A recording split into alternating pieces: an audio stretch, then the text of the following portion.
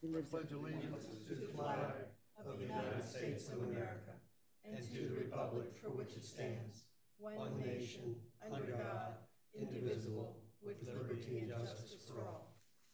Thank you. And can you just have the record show that all 7 commissioners are present? And just want to recognize that there is correspondence, 3 separate emails that I can see that have come in related to agenda items. And with that, I'll move right into public comment. Anyone from the public wishing to speak may do so at the microphone. If you can just state your name and address, please. I'm Ellen Copeland, 42 Delaware Avenue. Thanks. I wrote an email to everyone here regarding the increase in the parking permit fee for owners of rental properties. It's 830% increase with no notice in advance. I've got leases that were signed in October. I can't go back to my tenants and ask them to cough up another $500 each for parking. And I'm asking you to reconsider that, at least for this year. From $30 to $250 is excessive. I think it's unfair that we weren't given, well, I didn't receive any notice that it was being considered or that it had occurred, the increase. So it's a lot of money, $1,000 versus $120, 830%. So I'm asking you to reconsider for this year and then maybe do a graduated increase, or at least so that I can at least work with my tenants. I have two cottage apartments in back of my house, and I provide, or my husband and I provide parking, 2 parking tags for each apartment. They rent for the whole summer. And this is the 6th year that I've had the same people. They're wonderful people. They love Rehoboth. They're not a nuisance. They don't make any problems for it. It's not like they're weekly people or daily people. These are people who are residents of our town all summer. So anyway. Thank you.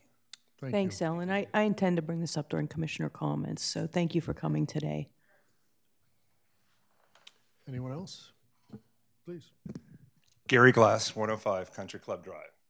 I attended the Board of Adjustments meeting, and I do not understand what is going on because I do not believe it is the responsibility of the Board of Adjustments to write law for the city of Rehoboth.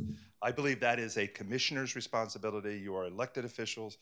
That is what the citizenry and the homeowners here expect of you. The Board of Adjustments meeting made a decision based on giving a variance or a waiver to an applicant who wanted an increase in their square footage because they felt that underground parking was more aesthetically pleasing for Rehoboth than surface parking and much better for the community and for the CDP and everything else. I don't disagree with that. I absolutely support that. I do not support the Board of Adjustments making that decision. It is a commissioner decision. Let's change the law so that everybody is playing by the same rules, so anybody coming here wanting to develop property knows that we encourage and promote underground parking. I think it's a great thing. I don't think it belongs in the decision-making of the Board of Adjustments, which is like a 5-member committee, and it just takes 3 people to ignore the will of all of the community. And they did the same thing with 4 floors versus height. I don't disagree in most part with the decision that they came out with, but the commissioner said 4 floors or the height restriction. If you want to make an adjustment, they did that with Oak Grove. Oak Grove, when it went before the Planning Commission, came before the commissioners, and the commissioners made an adjustment in the law. And then it was applicable to everybody, not just a few. If you continue doing this for just a few people who pay the $1,000 to go before the Board of Adjustments, I think it's the purest definition of corruption. Don't be a corrupt commissioner. Make it a law. It's not a bad idea, but it doesn't belong in the Board of Adjustments.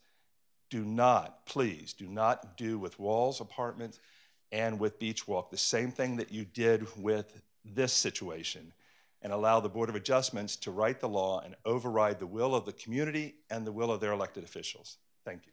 Thank you, Gary. Thank you. Anyone else? Please, Jay.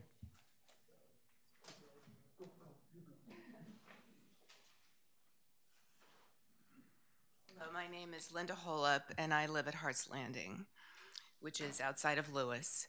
I do not know if you're planning to discuss the express activity amendment at the time at which it's on the agenda. Okay, so I should just wait for my comment until then? Or it's going to be an open discussion then? You can make your comment right now. Okay. Under B, I had a question. I had several questions on this, but the main thing, two things. One is the approval or denial of the application. I didn't find any kind of mechanism for getting back to the person from the organization who has made the application. It just said there would be approval or denial, and I thought it needed to be much more specific since expressed activities are going to be a little more spontaneous. I thought we needed to make sure that the people who applied for it get the information. So how are they going to get the information on whether they were approved or denied? That was my question. And the other question was, I thought you needed to be much clearer in English on what any other, I can't even say it, articulable content neutral reason is. I have no idea what that means. So if you can just give an example, or if you could explain it in English, I suppose. Those are my main comments. Right. I'm sure those will be taken up when we have the discussion. Point of order, Mayor. One thing, when you went over correspondence, there was a note that was sent in late yesterday from the ACLU with significant comments on the express activity draft ordinance. So I'm sure the council will bring that up today, but I just wanted to point that out as well, that that's part of the correspondence, and Ann will make sure you have a copy. Thank you. Anyway, please. I'm Jay Legree. I live on Prospect Street, and I'm really upset that this lodging tax seems to be stalled. We really need it. I noticed on the PC agenda that there's another hotel that's going to be coming up at the end of Rehoboth Avenue. You people agreed, you passed it, you did everything you could do to keep it going, and it seems to be stalled. And I think the reason it's stalled is because Representative Schwarzkopf is blocking it. And there are a lot of reasons that we really need this lodging tax. The money we spend on the beach, grooming the beach patrol, trash pickup, you know, the residents pay trash pickup, and that doesn't cover the cost of, we'll spend $300,000 or $400,000 in addition to the $800 plus that we pick up on refuse fees just to pick up the trash in town. The boardwalk, that all comes off of the residential, that's streets money. And the hotel folks should be paying for that because they walk out of those hotels, they walk on the boards, they lay on the beach, they put pizza boxes in the trash cans. When it rains, the storm water comes down on these big wide expanses of parking lots and buildings, and we all take care of that money. And they pay property taxes, but property tax is like 15% of your budget. And the hotels have a little slice of that. Carol says how much they're paying, but they're not. They're paying about $3,000 a year. If you're a 100-room hotel, that's about what you're paying, $3,000 a year in licenses and fees.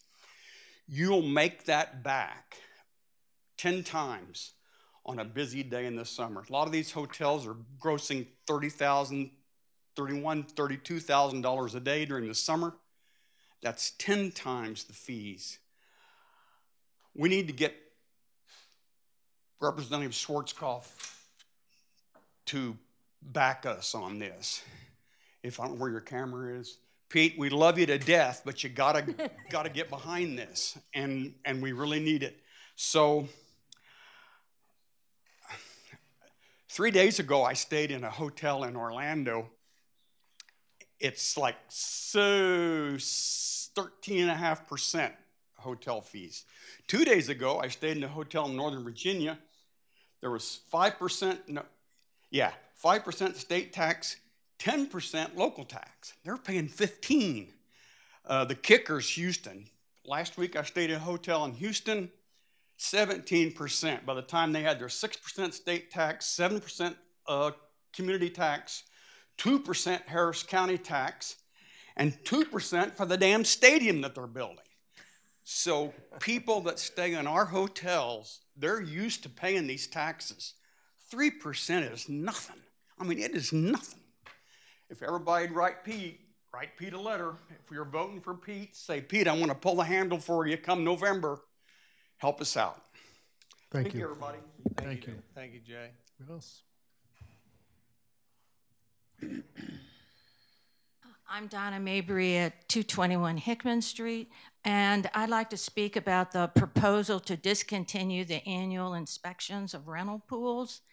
I know from prior meetings, a discussion about the rental pool inspections, that those inspections are effective and they're working, and that there's good compliance on safety features with the rental pools.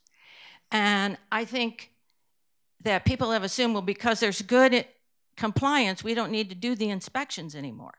But I think the reality is we have good compliance because there are annual inspections of the pool.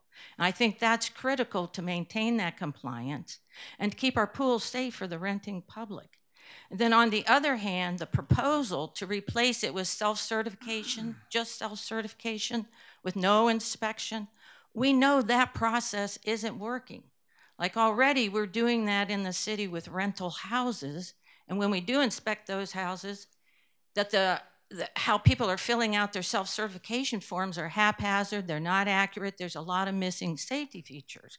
So that process we know doesn't work. So why would we substitute an effective process for an ineffective one?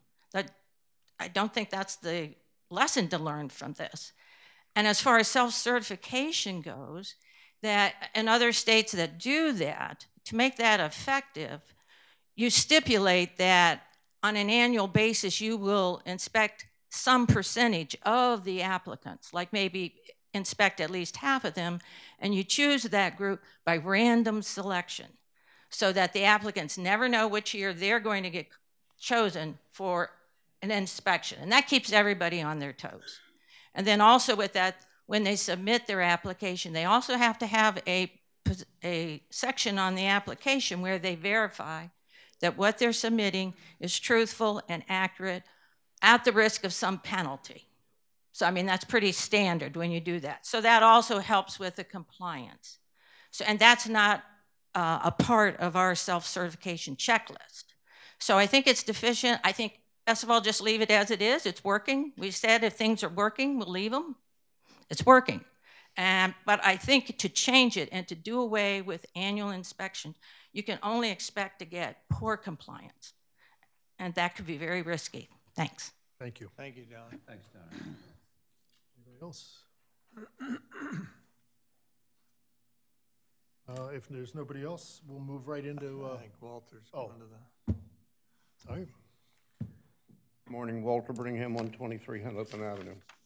I was not present at the Wednesday, April 3rd meeting of the Rehoboth Beach Volunteer Fire Company, where it was reported by the Chief, Chuck Snyder, that Columbia Avenue is getting speed bumps. In conversation with Commissioner Stan Mills, I was told that he had no knowledge of the speed bumps. That changes into the word pillows. You, the commissioners, will not comment to citizen comments, but have you been informed of this project in any way, sense, or form? On Tuesday the past week, searching for information, I was brought to understand, yes, but they are speed pillows and or some other description. This project is supposedly in the budget. I missed out. I think I made most of the meetings, if that is true. But I asked if this is going to happen and was told yes, to authorize it. Apparently there's been a meeting leading up to this with DelDOT. I understand the mayor was there, but I do not personally know that. I don't think this has previously been reported. But if this is correct about speed bumps or something of that nature on Columbia Avenue, We, the residents and property owners, should be informed. Supposedly, the manager of the Royal Farms store knows about this. United States Postal Service, our mail lady, is aware of it, and who else? So public information for this project is to come up upon completion. Columbia Avenue serves Henlopen Acres and North Shores. North Shores is a county, Henlopen Acres is its own municipality. Henlopen Acres town manager Tom Roth had not heard of the project as of Friday. We get stop signs without notice and no public discussion in advance. We get $700,000 restroom improvements. The initial date going back to October, but it never comes up till budget time. It's an emergency. We get parking garage proposals to the city dated 13 December 2018 out of the blue. We need information, we need transparency. Put it out there, we have the right to know. I believe in information to the public. Pending a description of this project, remember, for every action, there may be a reaction. Will traffic move to Henlopen Avenue, where it's been mentioned, like Columbia Avenue, to be made one way in each direction? What's next? If what I've said is substantially correct, this project needs to be put on hold, stopped, pending the Thursday, April 18th meeting, and a report to the public. Thank you. Oh, Thank you. One other item. I happen to hear that our wonderful mentor to the city manager is getting a full position. I think he is a wonderful addition to the city. I think his work has been articulate, at least what I think most of us have seen here. I do lament the fact that I never saw it as a budget position, and I thought it should have some mention that an exception to the budget, if that's correct, it ought to be highlighted. It wasn't in the budget, we've made room for him, but otherwise we should not be, just after budget session, having something like this pop up without some type of mention. Thank you. Thank you, Walter. With that, we're going to move right into the city manager report, please. Thank you, Mayor. Good morning, everyone. Munis training continues for all staff in the Building and Licensing Department. Business licensing right now, the training now is good to go. The team is now undertaking training for permitting, for the permitting system. Tax bills will be mailed in early June using the new financial software. We're gearing up to go live with the annual July 2019 property tax mailings. The Rehoboth Drawbridge, DelDOT's contractor, Cianbro, will begin work on the drawbridge today. Contractor will begin placing bird netting underneath the bridge, and their subcontractor, JJID, will begin work for the removal and replacement of the bike lanes. During the day, there may be possible lane shifts to keep traffic moving. This is a DelDOT project that we've been reporting on for approximately 2 years. On April 17th... Excuse me, how long, Sharon, is that project expected to take? How long is that project expected to take? Just remind us. I believe 4 to 6 months. Is it going to be during the day, during the season, during or they're the day, just going to do it at night? during the nighttime hours. Just the nighttime. Okay, thank you. That's what I thought. On April 17th, the city will host training conducted by T2 LTAP. This is for flagger training. Representatives from around the county will attend along with 8 City of Rehoboth Beach staff members. City staff met with the county and Dewey Beach and DENREC and the Army Corps last week to begin planning for the Silver Lake and Lake Comegys management plan. You'll recall that the city applied for a surface water matching planning grant. We are the lead city along with Sussex County and Dewey Beach. This is a $100,000 estimated project cost. The grant is for $50,000, and Sussex County, Dewey, and Rehoboth Beach chipped in for the remaining $50,000 for the project. Today, 3 new employees start in the wastewater department, 2 wastewater operators and 1 tanker truck operator.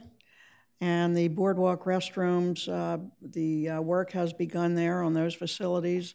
1 restroom will remain open at all times. The painting has begun at the Lincoln Street Water Tower, anticipated for completion by the end of the month. And we're working with the contractor to have a firm date for the power washing of the 2nd Street Water Tower. The recycling center hours currently are Monday, Tuesday, and Thursday, 8 a.m. to 2 p.m. The employee working there, these have been the hours, and his opinion is that this schedule works. People are used to it. So we're going to keep that schedule Monday, Tuesday, and Thursday, 8 a.m. to 2 p.m. Happy to announce that all city meetings are now live streamed. Anyone interested in seeing their local government in action may now view the meetings over the internet. The city is happy to announce that all city meetings, excluding executive sessions, will be live and available to the public to view in real time.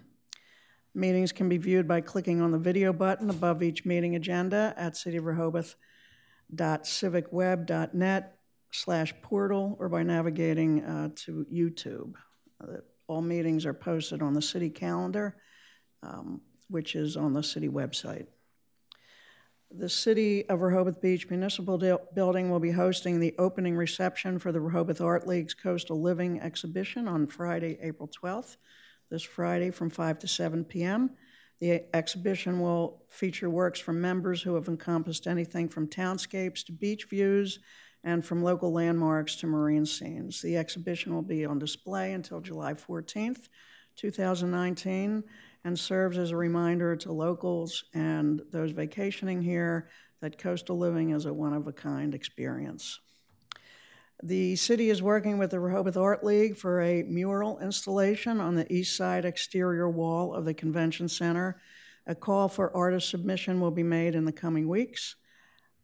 And the Good Friday schedule, City Hall will be closed Friday, April 19th. In observance of Good Friday, residential trash pickup will remain on the regular schedule for Good Friday, and the entire trash collection calendar can be viewed on the City of Rehoboth Beach website.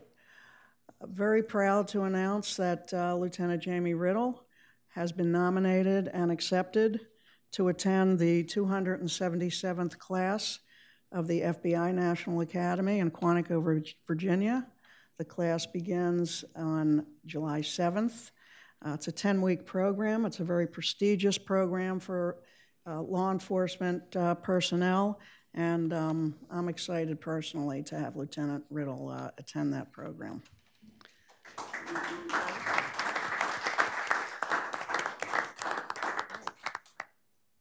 That's all I have, Mayor. Thank you. Thank you. The mural project, is that the square on the east side there? Correct. I don't know if we could, I've thought about that for a while, that would be a good project, but in addition to a mural, I wonder if you might accept submissions of sculpture or something that could be three-dimensional, be put on that wall also. I'll just throw that out there. Thank you. Thank you. Chair, and a question about the recycling center. I raised this once back last fall, I think. I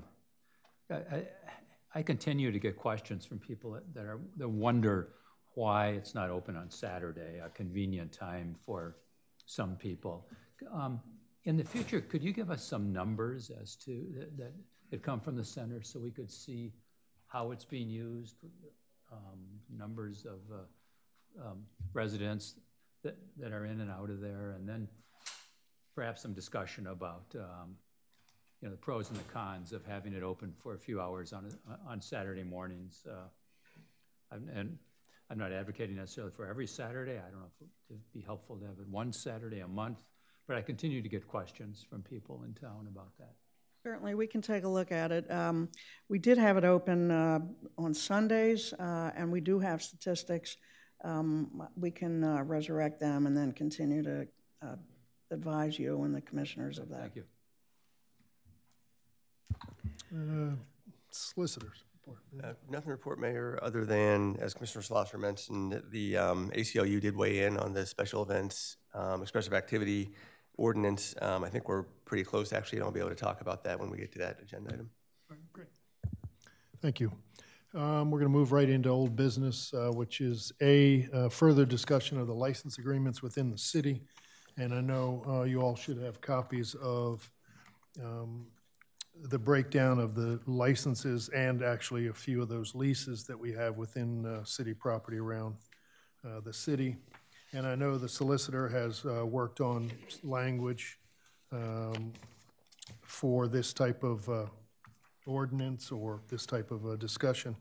But also I did a little investigating, and I found a place that was kind of interesting out in Gunnison, Colorado, that had license agreements for public property and whatnot. So I know there are other municipalities that have license agreements that are pretty simple with applications. So we can open up the discussion to anybody.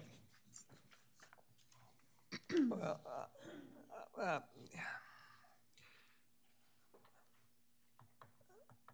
I believe license agreements generally should be for, and have historically been for, properties that have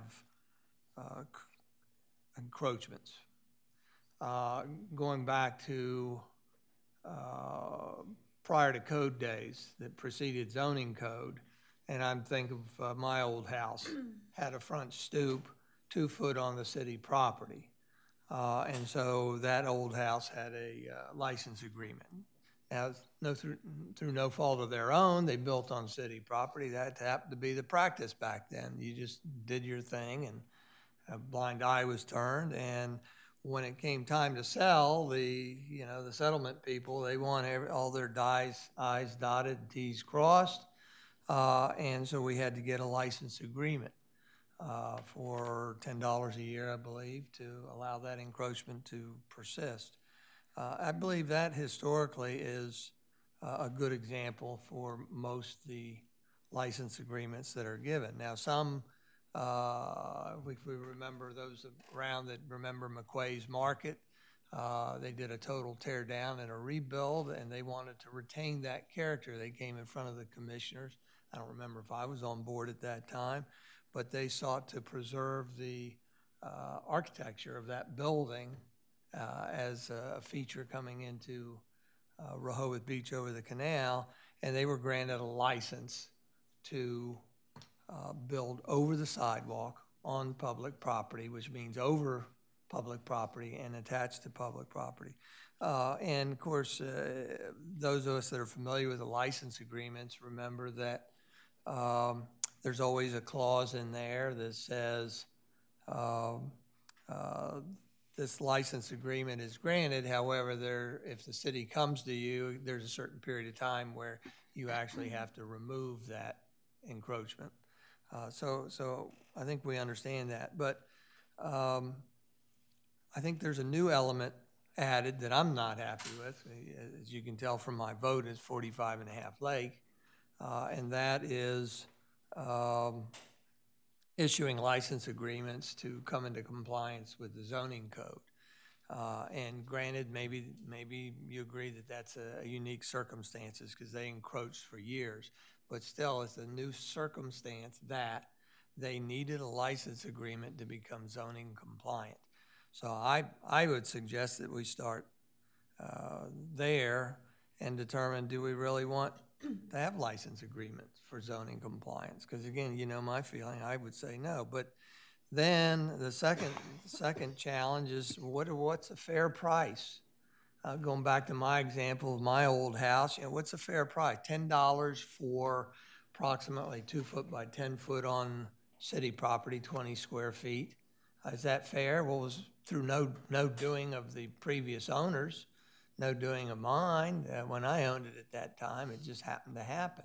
So I think a small price is probably a reasonable thing to do.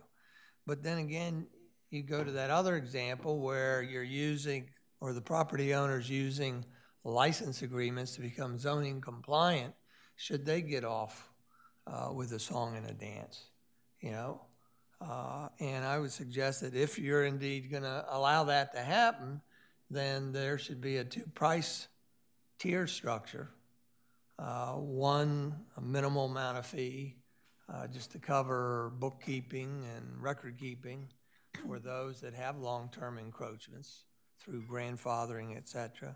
But another price tier for those that are seeking to use that land as zoning compliant. And I think I mentioned it before, that if you go that route, then the possibility is to use the land assessment for the square footage and let them pay market value. Again, I can't emphasize enough that these license agreements are allowing the property owners to use public property, property owned by the citizenry. So I think we have to be cautious in issuing licensing, but we also have to be deliberate in getting a fair market value from it, if you will, if the second scenario proves true.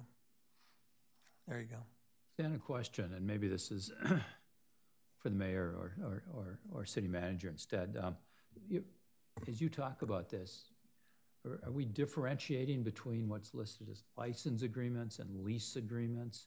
And then what is the difference? Because, you know, I see both listed in some of the information that we've received. Well, I think the city's solicitor addressed it last time, and I think you're best to do it because there is a difference between a lease and a license, absolutely. Sure, there is. Thanks, Commissioner. So a lease agreement creates a greater interest in property than a license agreement. So when you lease land to somebody, generally there are mechanisms you have to go through before you can evict somebody from that land. A license agreement creates almost no property interest. It allows you to do something on somebody else's land, but it doesn't create the significant property interest that a license would create.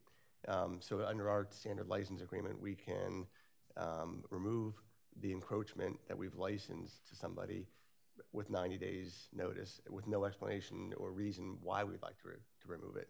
Whereas under a lease agreement, we typically would have to go through a number of hurdles before we could remove an operation or even a structure on that property if it's pursuant to a lease. So I think today what you're predominantly talking about are license agreements where you would allow somebody to encroach onto city property, typically with some sort of a structure, not for purposes of operating a business per se, or for purposes of living there. And I bring that up because I think it's important that we differentiate that as we're thinking about this. Thank you. Too. Well, and I don't see this conversation talking about leases at all. Correct. They're a done thing. Now, but let's give an example of a lease so we can understand the difference. Chamber of Commerce. Chamber of Commerce building. We own the land at 306 Rehoboth Avenue, and they're leasing it from Snyder Candy building. We own the property. They actually own the building, but they're leasing the land from us versus the license type agreement that you issued to 45 and a half, 45 Lake, or my old house that I gave an example of. But good shape, Carol. We can't kick you out without going through a few hurdles before you have to go. You're in good shape. There's two more leases though that I question. One is 84 Kent, which is a site of the Kiwanis Club, and that building has been vacant for I don't know how long, but a long time, and that's valuable property that we own that's not being used. I think we either need to either use it or sell it or something, but for it to just sit there, it seems to not make too much sense. The other one I don't know or understand really what this one is and it's called rental of lots C and D on Surf Avenue. Can anybody enlighten me on what that is? We have the list, and we pulled all of the agreements, but offhand, I don't know what that is. Okay. My guess, though, is that it's more in line with a lease versus a license. Is that the railroad house? I feel like it might be, but well, I'm not sure. That's what I was wondering, if it was the railroad house, and if so, $3.34 annually. But I thought that's owned by Pennsylvania Railroad. But again, it may be the lots in front of it or something. But again, today's conversation is strictly on license agreements. Well, so that's, if you want that, then let's put that on the future I mean, agenda. and I'm fine with that. I just want to mention it because it's on this list. Those two in particular, I just would like to talk about more. And in the future is fine. We can put it on as another agenda item, but I think they need to both be addressed.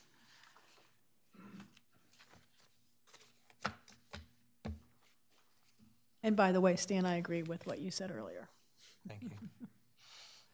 I mean, I look at these leases and across the board, pretty much so everyone are very similar to Commissioner Mills's former situation, that something protruded out onto the sidewalk in construction over time, or as you mentioned, on Rehoboth Avenue for the former McQuays. I think there are a couple of others that may not even be on this list. Certain things, I think, for example, in the Blackwall Hitch, there's a awning that comes across that I think is over city property, but I don't see that on here. And I think just over time, some got enumerated like these, and some others didn't. So I'm sure there are some, because as a matter of fact, I don't see your former property on here, Stan. So I'm sure it's somewhere. And whether it's a $10 fee or it's just made note of it through an application process, I think if there are things like this that come in the future, I think we should consider them, not to get in conformity with the zoning practice, but just if something like your former property or Blackwall Hitch comes to light, we may want to just get somebody to fill out an application so we have something on file for that. You know, some of the things that some municipalities do, and like the one I mentioned in Colorado, is they look at utilizing city property to the benefit of the community for one thing or the other. For example, I know over the years people have talked about sidewalk cafes on Rehoboth Avenue. With the way the streetscape has been, there are bump outs that, you know, some people have talked about, and I think Main Street talked about it maybe 10 plus years ago, and then it kind of fell by the wayside. But that's what some municipalities do use license agreements to utilize a small set of space. And I think in those cases, if that were a direction that anybody would want to go, and I'm not necessarily saying that we do, that would be definitely a place to charge a fee, because somebody is making some kind of a commercial situation out of it. I think the thing that sold me on 45 and 45 and a half was the fact that more than 3/4 of the space was pretty much so on their property and had been there for years and been utilized, and some of the spaces on Lake already disappeared. So that made that work a little bit from that perspective. But I think that's an anomaly. I agree, as we go forward, new construction is becoming zone compliant. I don't know that that's the right way to use licensing agreements. But you know, I'm of the feeling that we can, if we have situations like we have on the books now, that's something to consider. But otherwise, unless people want to start to utilize public property for some kind of a financial gain, I don't know how much further we take this. Well, two things. One is your mention of Maryland Avenue missing my old property. I think that's been mentioned before, and the concern, of course, is what is our record keeping? Are we missing others? Oh no, I think we probably are. Important. The other thing is I'm interpreting a lot of your comments to an agreement with me, so at least that's how I want to interpret it. So, but it also brings another thing for me, and I guess maybe this one restaurant is on my mind, cause to bring this up, and that is timing for asking for license agreements. You know, is the cart before the horse or the horse first type of the thing? And in this case of this particular restaurant that applied for a license agreement, again, if you adhere to my philosophy, that their new building would be zoning compliant from the beginning, and they would have no need or no requirement or no justification for asking for the license agreement. So,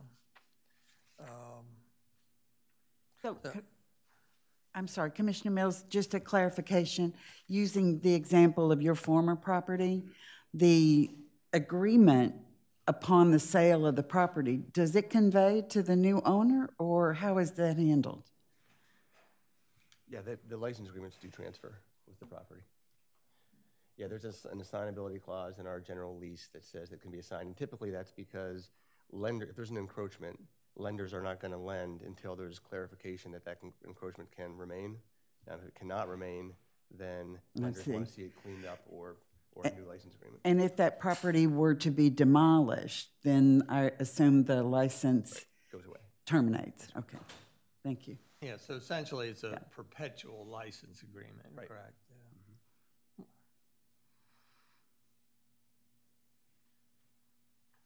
I guess one other thing I could add, because I've thought about it a little bit, and I of course don't have a vote, but I've dealt with them for quite a while, and my general thinking has always been similar to Commissioner Mills, that existing encroachments are maybe a different animal than new proposals.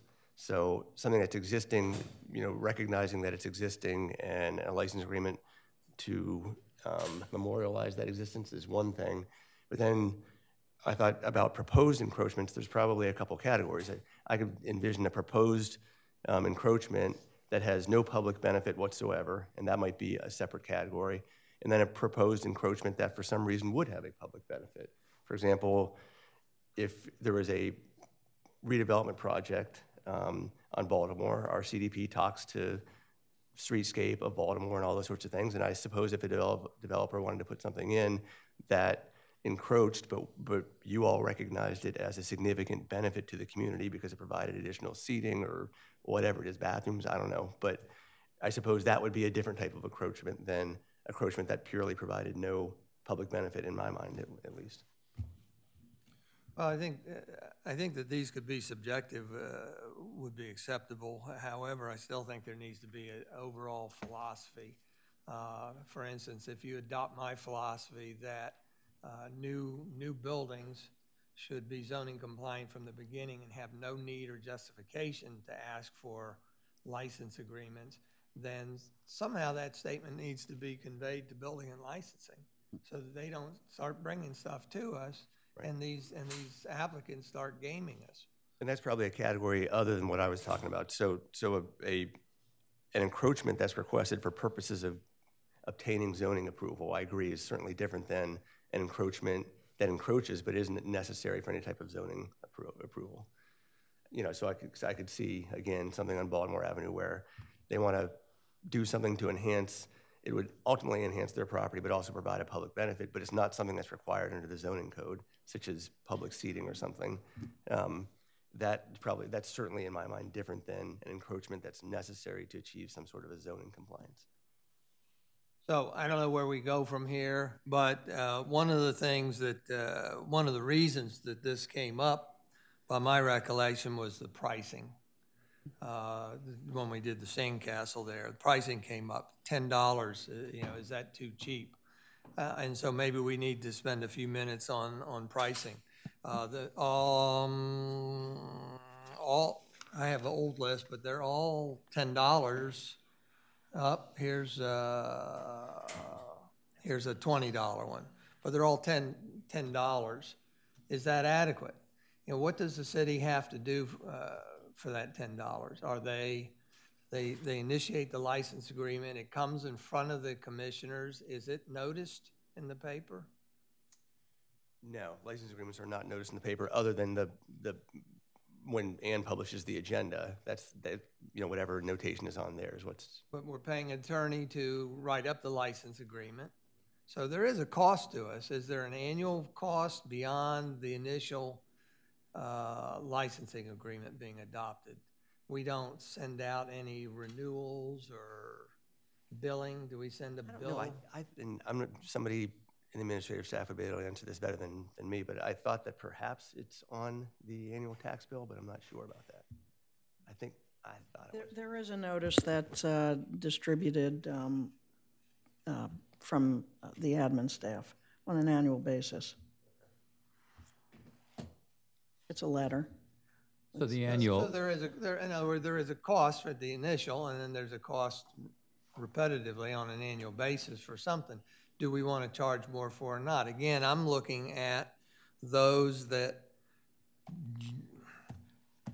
they're different categories, but those that did not cause them to need a license agreement, like my old house that was built before the zoning code, I think it ought to be a minimum. I don't know whether $10 is fair or $100 is fair or 50 or what, I don't know.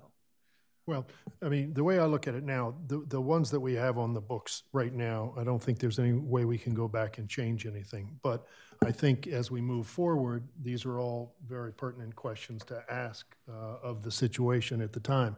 I mean, should we just address it as it happens with the idea that we will not do it the same way as it was done in the past, that we will maybe recoup the costs necessary? We'll look at it from the perspective of a case by case.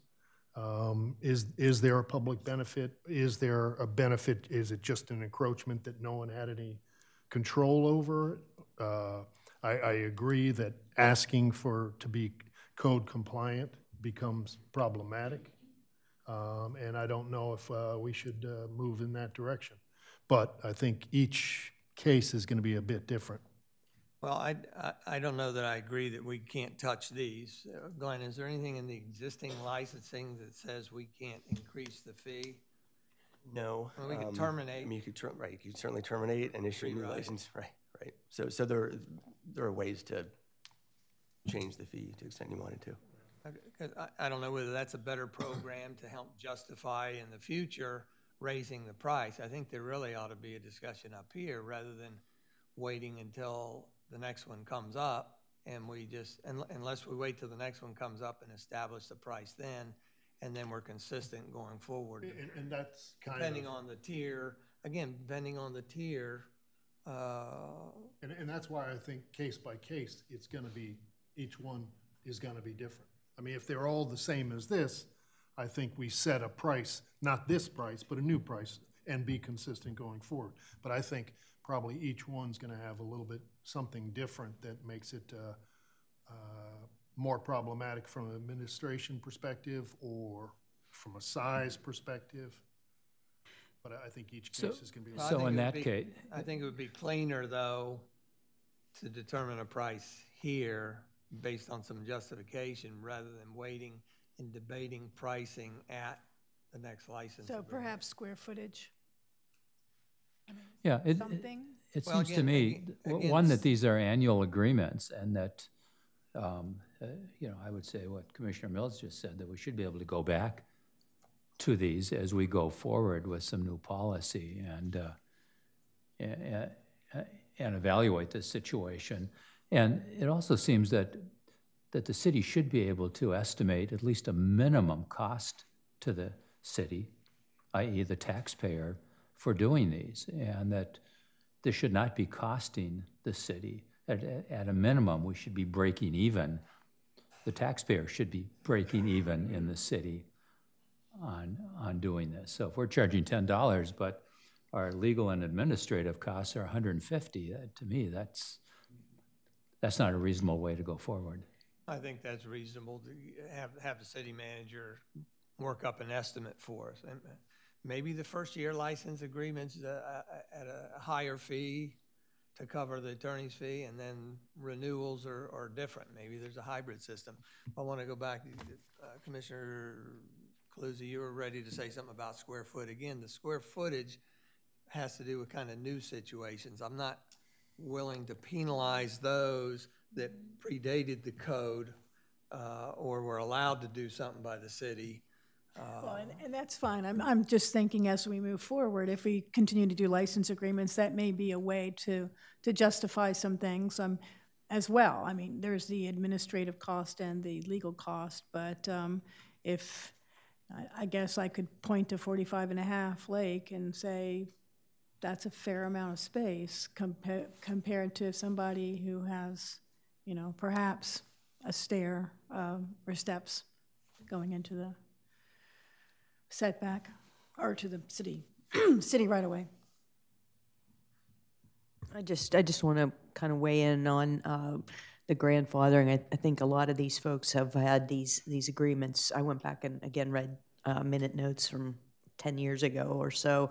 And these leasing agreements have been in place at least that long for many of these establishments. And to come in with some new pricing now out of the blue, I think, I think we really strongly should consider some sort of grandfathering for those in place, as opposed to imposing a new higher fee on these entities. So that's just something I want to put out there as we consider this going forward. So it seems that at least one theme that's emerged is there doesn't seem to be much appetite up here for applications that would seek licenses for purposes of zoning compliance, right? So that's a message that I think building and licensing, Dom's here, he's hearing it. And so, that the timing of the restaurant you were speaking of, Commissioner, it put you all in a little bit of an awkward position because there was a permanent compliance before the license agreement. So that, I think, has been worked out. There's been a redesign. But I think the theme that's emerged here with this one, and to some extent 45 and 45 and a half, is that you probably don't want to see applications for licenses that are necessary for purposes of zoning compliance. So I think that's a sentiment. Okay.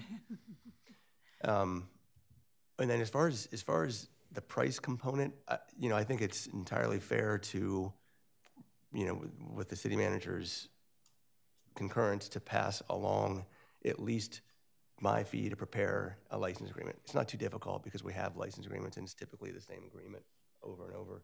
Not that we're doing them that frequently, but it is the same agreement. So that would probably be fair to pass along.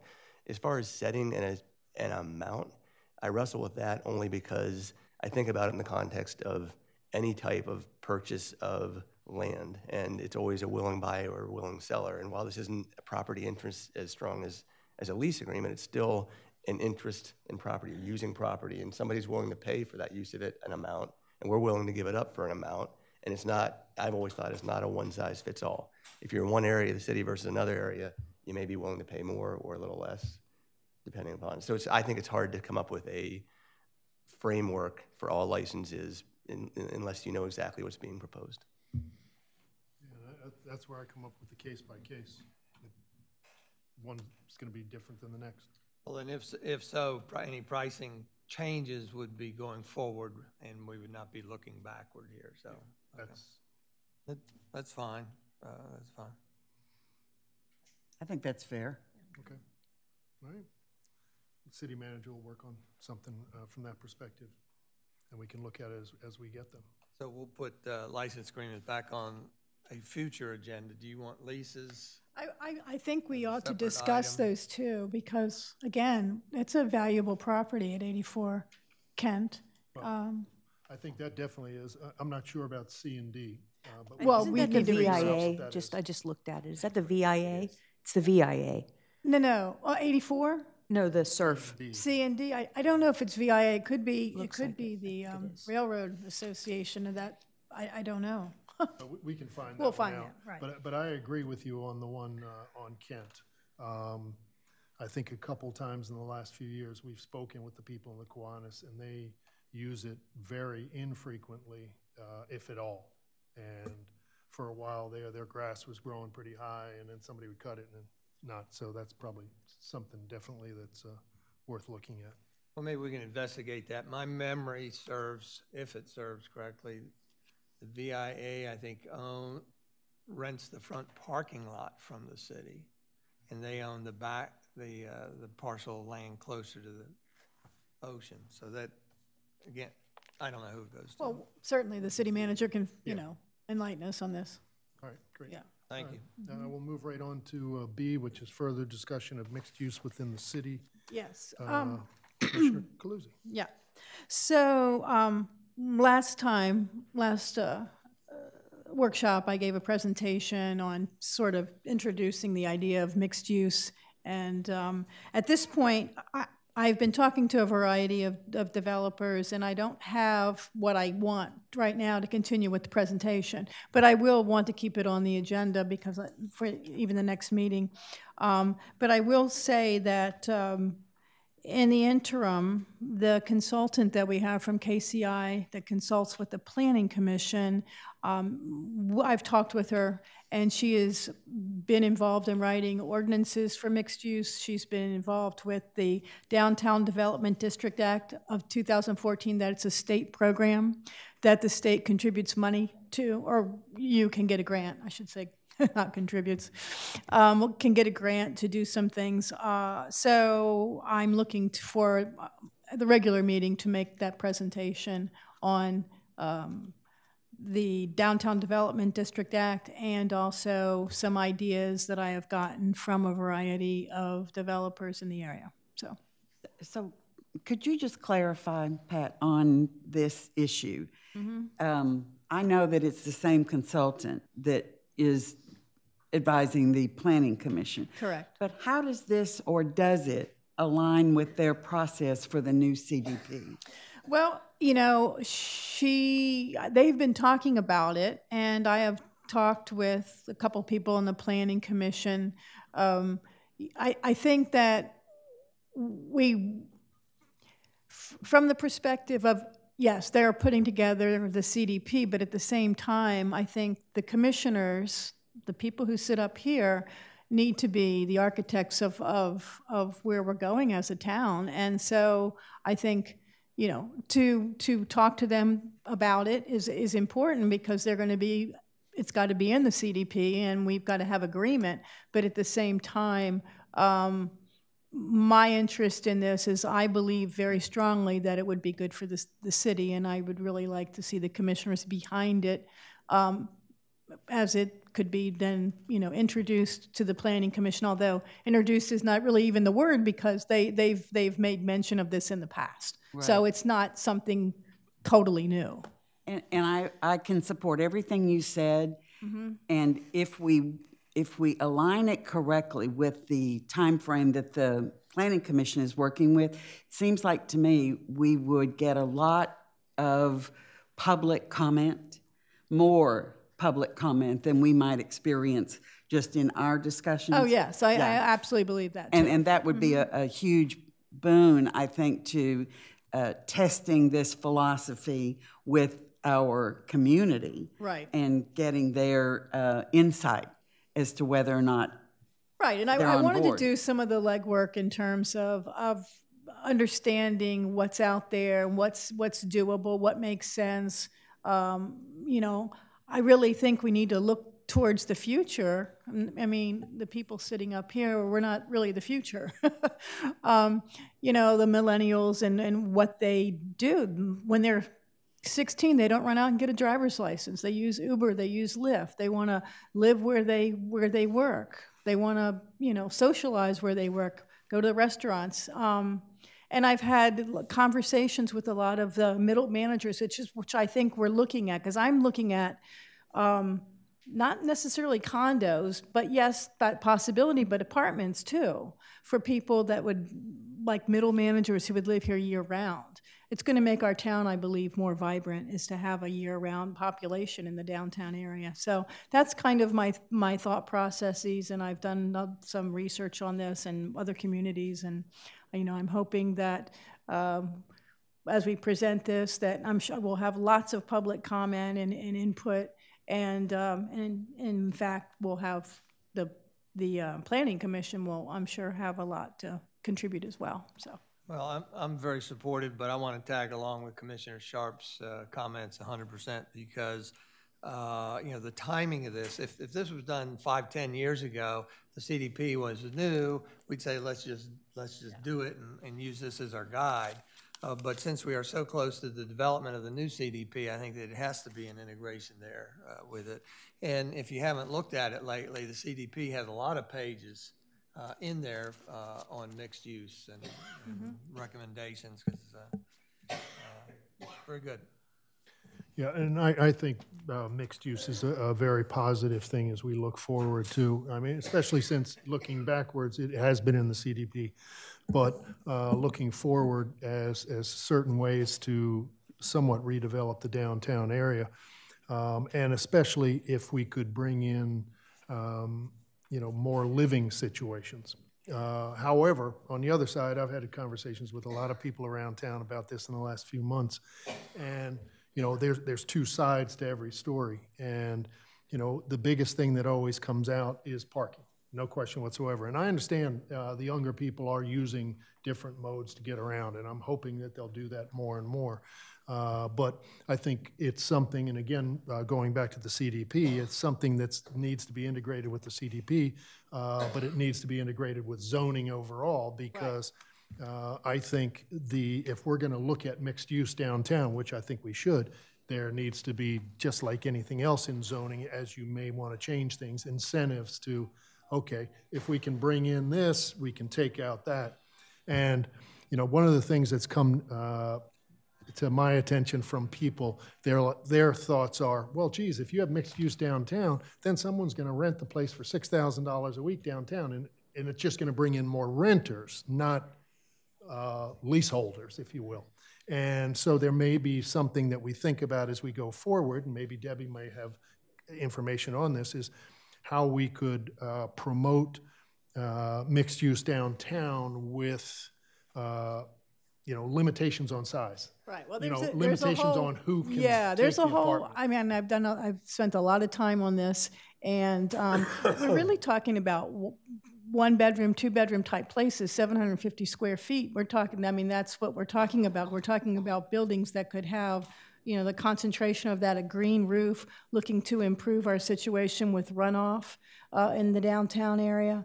And also, what happens, I'm looking more of these as apartments, not so much as condos, because we don't want part-time people downtown. We want full-time people living. And it's not just the millennials. I understand that we actually have quite a bit of mixed use downtown now. It's just that a lot of people, I showed last time I made a presentation, but there are some people in their 70s and 80s that are living in the apartments that for them, this works well. They're renting them, and I think we're looking at those folks as well. There's going to be, I think, a broad swath of people who will like this idea. So anyway, there's a lot of details. I think it's a great to it. initiative, and I look forward to having it, you know, continue to be on the agenda discussion and maybe even a draft in the near future of what we're looking at. So right. I think it's a I great, believe there are great certainly thinking. definite ways that this can be a real win-win for the city.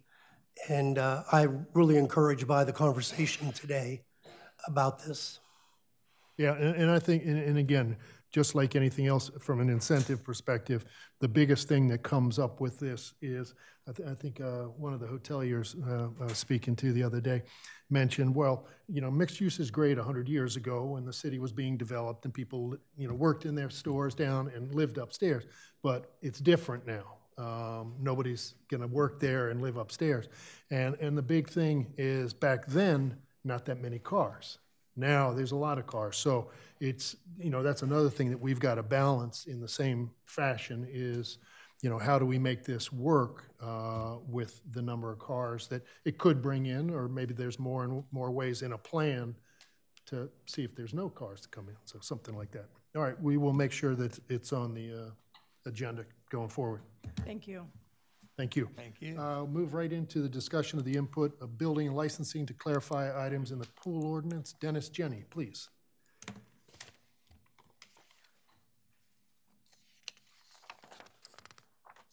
Good morning. Thank you for having me here. Morning, Good morning. Dennis.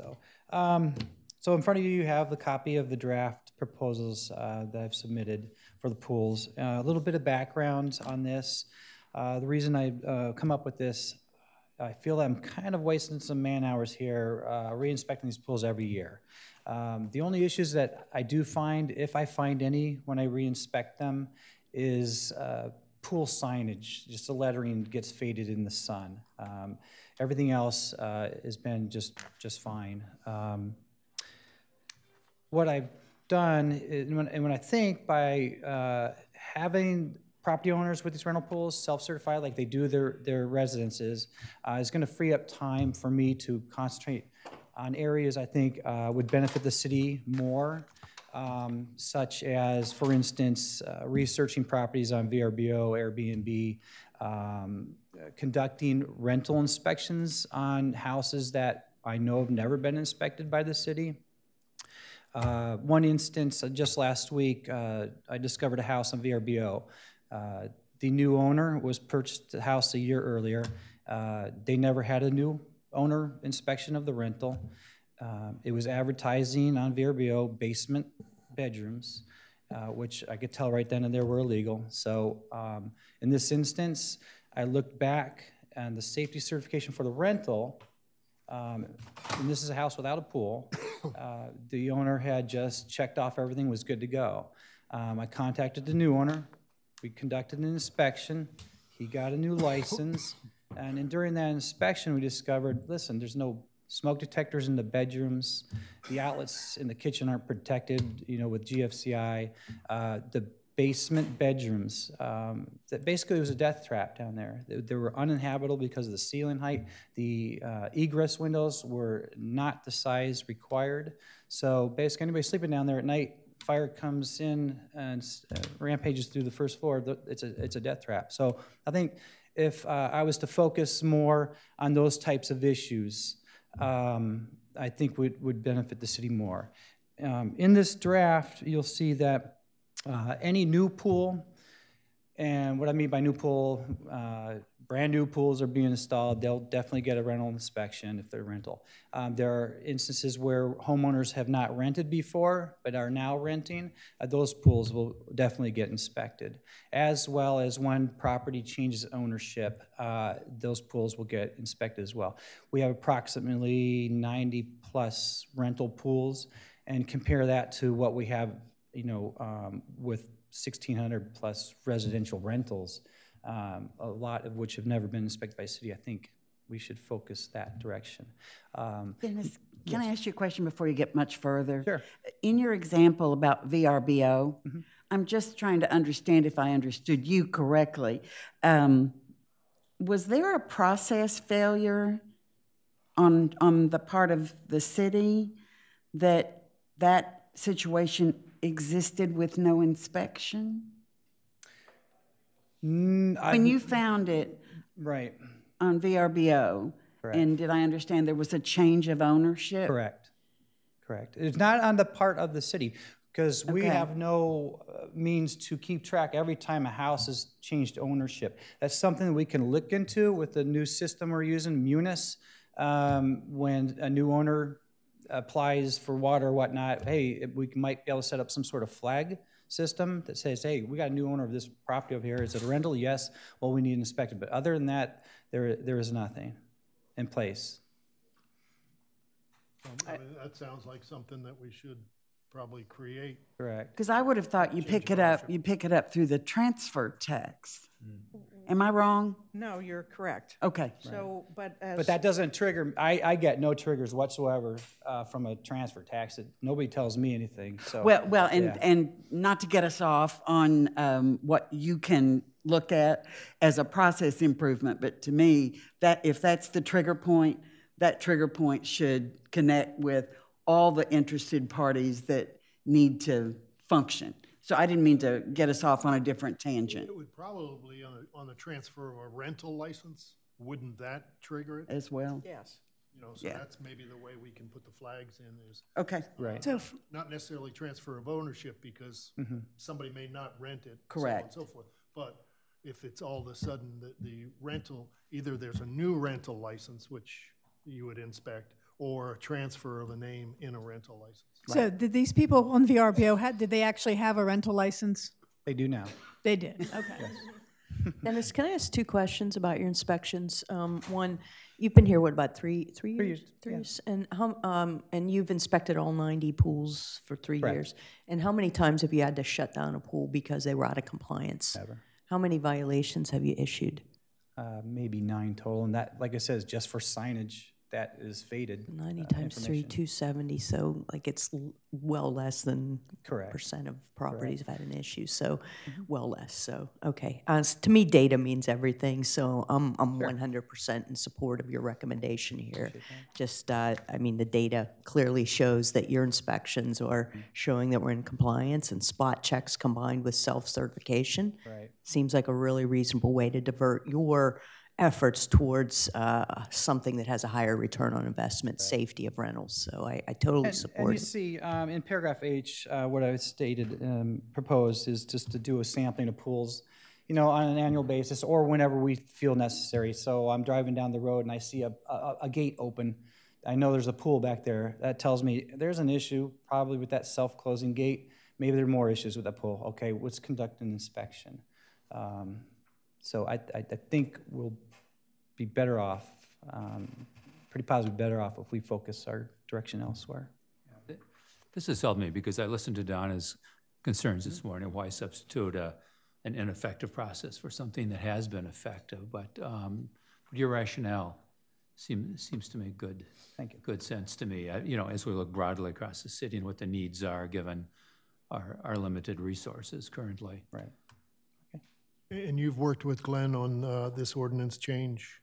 We just barely touched basis. You know, from this point on, if you're in favor, if you have any suggestions of what we might need to do to this, my proposals, you know, another set of eyes is great.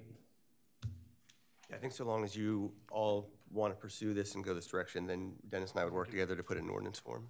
I'm in support of this. Yeah, I agree as well. Well, I've got some pauses. Back when this started, when we were creating this, I recall the two major intents of this were to address noise and address safety. And so by doing what we're doing or what you're proposing, I want to make sure it doesn't hurt either. Well, you're not touching noise, but are we touching safety? You know, I respectfully disagree with Commissioner Slosser that, you know, the data shows that maybe everybody's in compliance, but maybe they're in compliance because they know you're having an annual inspection. And when you stop that, who knows what they're going to do? You know, I'm all for an annual safety certification, self-certification for that. But I'm not for you giving up or the city giving up their annual inspection process. Now, I could be amenable to, or I would be amenable to a biennial, which means every other year inspection. And if nobody agreed, then I could acquiesce to triennial every third year. But I think that is necessary and needs to be in there to exact compliance over the years and not let people get sloppy. Couple notes here. Also, I won't go over some of your comments here, but also want to note that I also recall back when we were developing this ordinance that there was a lot of discussion among the commissioners and the public on what constitutes a public swimming pool and what constitutes a residential swimming pool. Residential, whether it meant rental residential or non-rental residential. And the discussion came up because if it fell under a public swimming pool definition, then there were a higher standard of safety issues. And it's come to my attention recently that the Consumer Product Safety Commission now apparently defines this type of rental pool that we have as a public swimming pool. So I would like to maybe work with you, if that's all right, and to investigate whether that means there are additional safety features we need to be putting in there or should consider put in there. You know, there's pool fence laws that could be implemented. They're called four-sided fences, where you cannot use the back of your house as a fourth wall or fence at the pool. I'd like to investigate whether other local jurisdictions in the county have any particular rules that we don't have that might, again, enhance safety features, such as the Virginia Graham-Baker Pool and Spa Safety Act that may already be implemented in requirement. I don't know, but that's something I'd like to work with you and some pool operators to look into. In terms of your proposal here, first I want to thank you for using the format policy. Again, rather than conducting a sampling, I would prefer biennial every 2 years, maybe every 3 years. And I would question the wisdom of you being able to sample using the example, because I think I've heard before that people will complain that they're getting targeted during the sampling, that there's not a regular program for inspection. Some of the other things are little nitpicks with your self-certification or something. It mentions a thermometer, but I think it means specifically to display the water temperature. Correct. It just says temperature. Okay. And I don't know if people get that or not, but again, I have some other things for later. I just don't want to diminish the safety factor that we have. Thank you. I just two comments. Again, you know, I'm kind of an advocate for less regulation. We have so many ordinances that you have to enforce, and where you come forward based on your expertise over 3 years and data to support your recommendation, I'm all for supporting you and the city manager. It's your job to run the city and to put in place things and processes, I mean, to effectively ensure safety and all the other key things for our city. To me, your experience and data, I would support what you have. And, you know, it seems to me that there's a general consensus here to move forward with what you have rather than going back and rewriting and coming back and forth as opposed to actually doing your job and inspecting. So I'd just like to get a sense of that before you start rewriting and changing and everything, because I know you put a lot of thought into this at this point. So, you know, I'll just defer to my colleagues to see if there is a general consensus to support what you as the expert here are recommending. I was totally in support until Commissioner Mills raised a couple of issues. So can I just ask you for a clarification on, I think you said something about folks might feel like they're targeted for the sampling.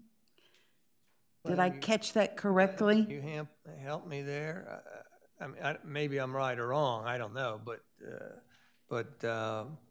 yeah, you know, if you have a black and white methodology for going on somebody's property and doing inspection, to me that is different than just randomly choosing people. Because, you know, what if that gate's open 5 times? Are you going to go in there 5 times? Oh, I see what you're saying. saying. Are they going to start complaining? Hey, you're targeting me. You know, we know who has multiple pools at rental things. Are you going to target me? You know, kind of a thing. And I want to avoid that. Right. And believe me, I don't target people. But and the reason I left it at this and not saying, you know what, I'm going to do half the pools one year, half the next year, because the reason for doing this is to free some time up to place more emphasis in other areas I think are more important, and to say, okay, you will do a certain percentage of pools each year. That's time in my hands still, but with leaving this a little more generic, and I keep track of all those 90+ pools, and you'll see, you know, each one that gets inspected, and you know, it's something that would be explained to a property owner. You're not being targeted. You're just basically, it's your turn to get your pool inspection, and everyone in the city who owns a rental pool will have their pool inspected at some point. Excuse me. I was just going to ask Dennis, what's the estimate? How long does it take to inspect 90 pools in a season? Well, it depends on the pool. Obviously, the type, hot tub, spa, a regular wading pool. But several seasons. Yes, and it could be from the start of the process of notifying they need an inspection to completing and inputting into their database and following up if necessary if there's issues. It could be anywhere from a half hour to an hour per pool. So that could be up to 90 hours a year. So if we were to do something like Commissioner Mills is suggesting, every other year or half every year, would that free up a fair amount of time for you then to do some of these other important absolutely inspection things? Absolutely. And I completely support the intent of what you're trying to do. The only observation I have, since I'm looking at this pretty significantly, is the use of the word "the city may conduct a sampling." Wouldn't that mean we could skip a year if we wanted to, as opposed to the city shall conduct not just a sampling. This is a random sampling. So maybe if we finesse the words just a little bit more, it would convey this is not targeting a property that you've observed over time is maybe a little less stringent than other properties. But this is a random sampling. And I'm still stuck on my biennial. I hear what you're saying. Or triennial, but if you get to specifics of what you're saying, yeah, the word shall should be in there. However, what's the sampling? Is it 2? Is it 6 pools? Is it 12 pools? Well, I think we could define that. I don't think that's a problem necessarily. But one thing that, you know, for me, I look at 90 pools and 1,600 plus rentals, and that what you described just earlier about the basement used, you know, bedrooms down in that area, that scares me. You know, those are the kinds of things that really scare me because, you know, that type of, so that the inspection for a home is much different. And I think that the pool inspection, while very important, for the most part, I can't imagine, and you know, we've talked about the minor things, which is signage, et cetera. But when you're talking about homes where people are using, you don't have smoke detectors, and those are the ones that I think responsibly, we need to focus on.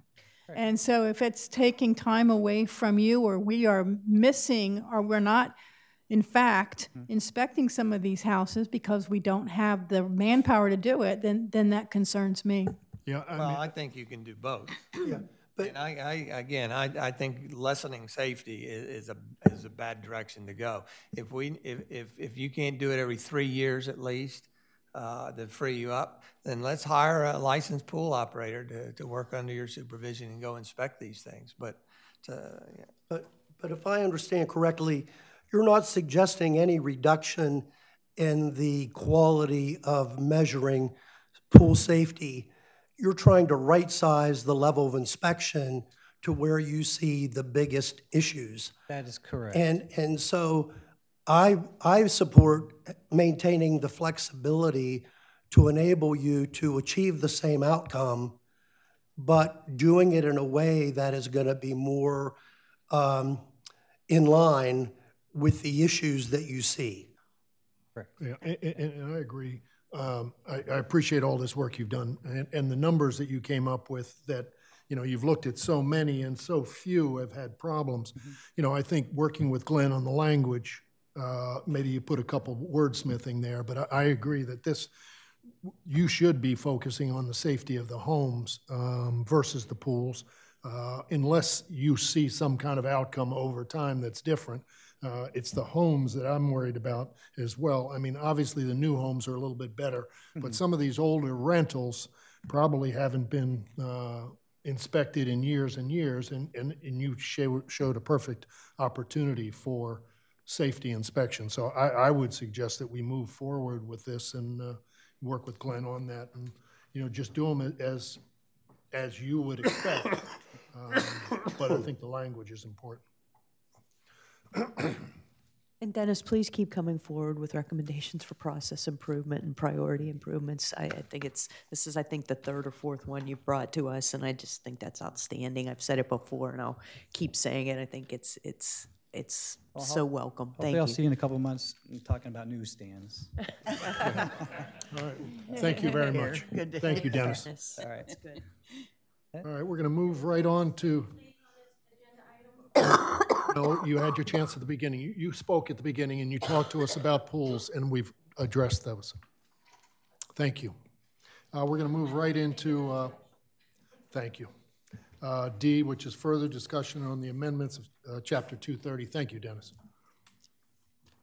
We spent a little bit of time on this. It's been actually more time than we anticipated, but we went through a couple iterations of it, and you've got the latest iteration in your package. I've shared it with the police department, and I can say that everything they would like to see in here is not in here. There are certain things that, you know, what we're trying to do, we've spoken about it before, is we're trying to balance the constitutional rights that are protected to free assembly with the city's right and need and desire to manage and facilitate activities within the city from a safety perspective. So, and it's not always a difficult task.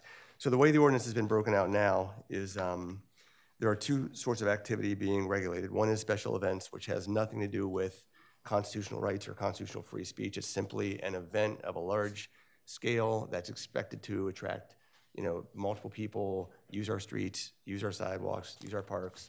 That has one set of regulation that goes along with it. And the standard there is not as burdensome as it is for constitutionally protected free speech. So there's a second category of activity set up under the ordinance called expressive activity, which Commissioner Clusie brought forward. And the ordinance now breaks expressive activity into a second article in the back, and the regulations are different for expressive activity. The ACLU did comment on it. I reached out to Ryan Tack Hooper, who wrote the initial letter that from the initial ordinance that came in. So there are a few comments that he's made. To the extent you all would like to speak about them right now, I will. If there's other comments you'd like to make first, that's appropriate too. I would like to address some of the things in there in particular. And I'm just going to go kind of bit by bit through this letter. When in this letter, when he said carve out, what did you think that meant? Did you think that meant a separate ordinance, or it was just not as clearly carved out in the current 230? So when he says carve out, he says, assuming that expressive activity will effectively become a carve out from the broader category of special events, the definition will then be a little too narrow. I don't think the primary purpose of a gathering must be expressive activity in order for it to be covered by the First Amendment. Probably better to simply define expressive activity as that activity protected by the First Amendment. So I think what he's saying is, assuming that it's becoming a carve out, which it is, we've carved it out now from special events. It's its own type of activity. I think he's saying that our definition currently of expressive activity is a gathering of individuals for constitutionally protected free speech.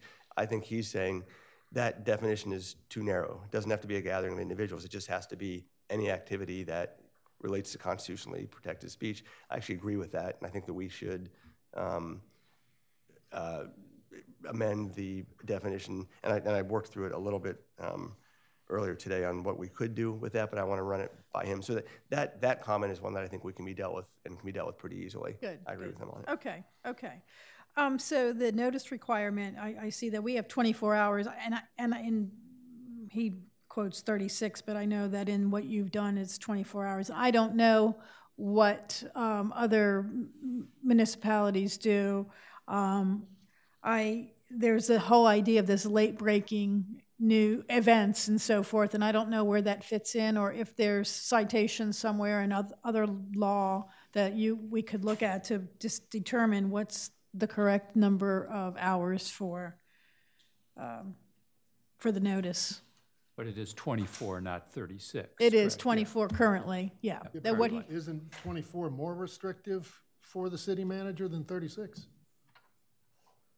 I mean, it sounds like if we went to his 36, it's easier on the city manager. No, he's saying that's not is.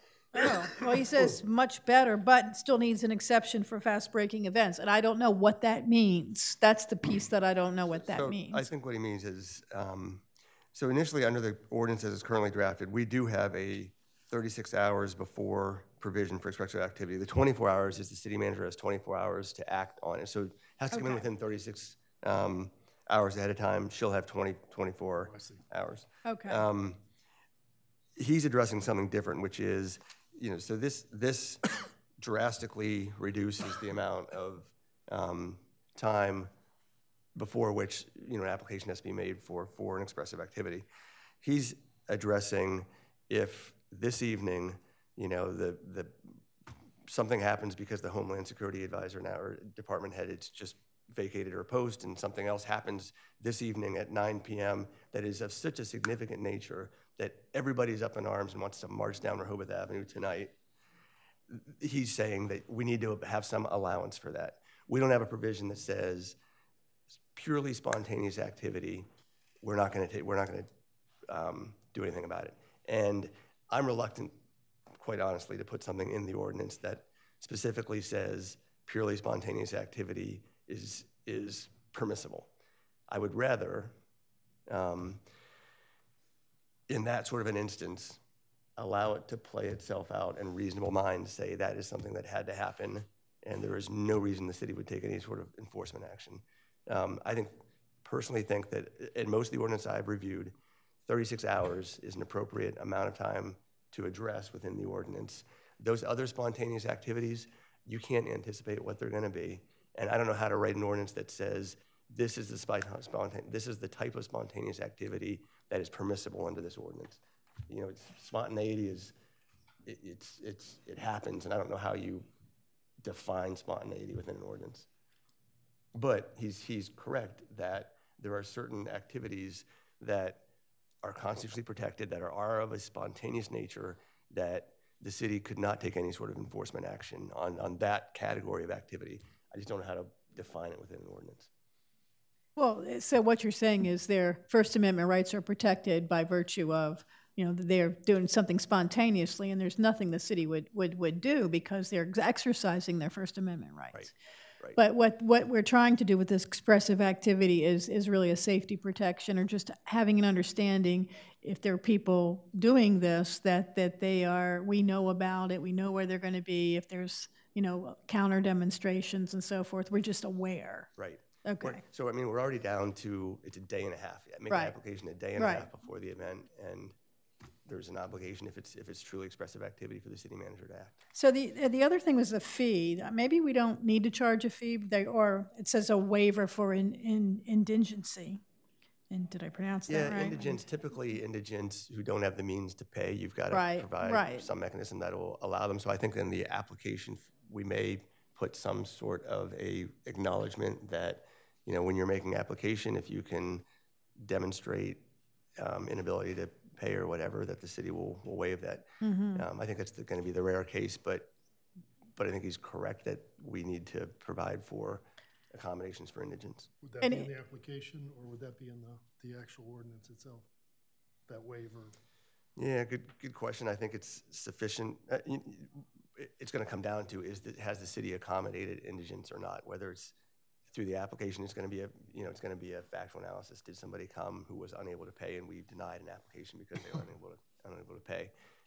I don't really have strong feelings about it being one place or the other.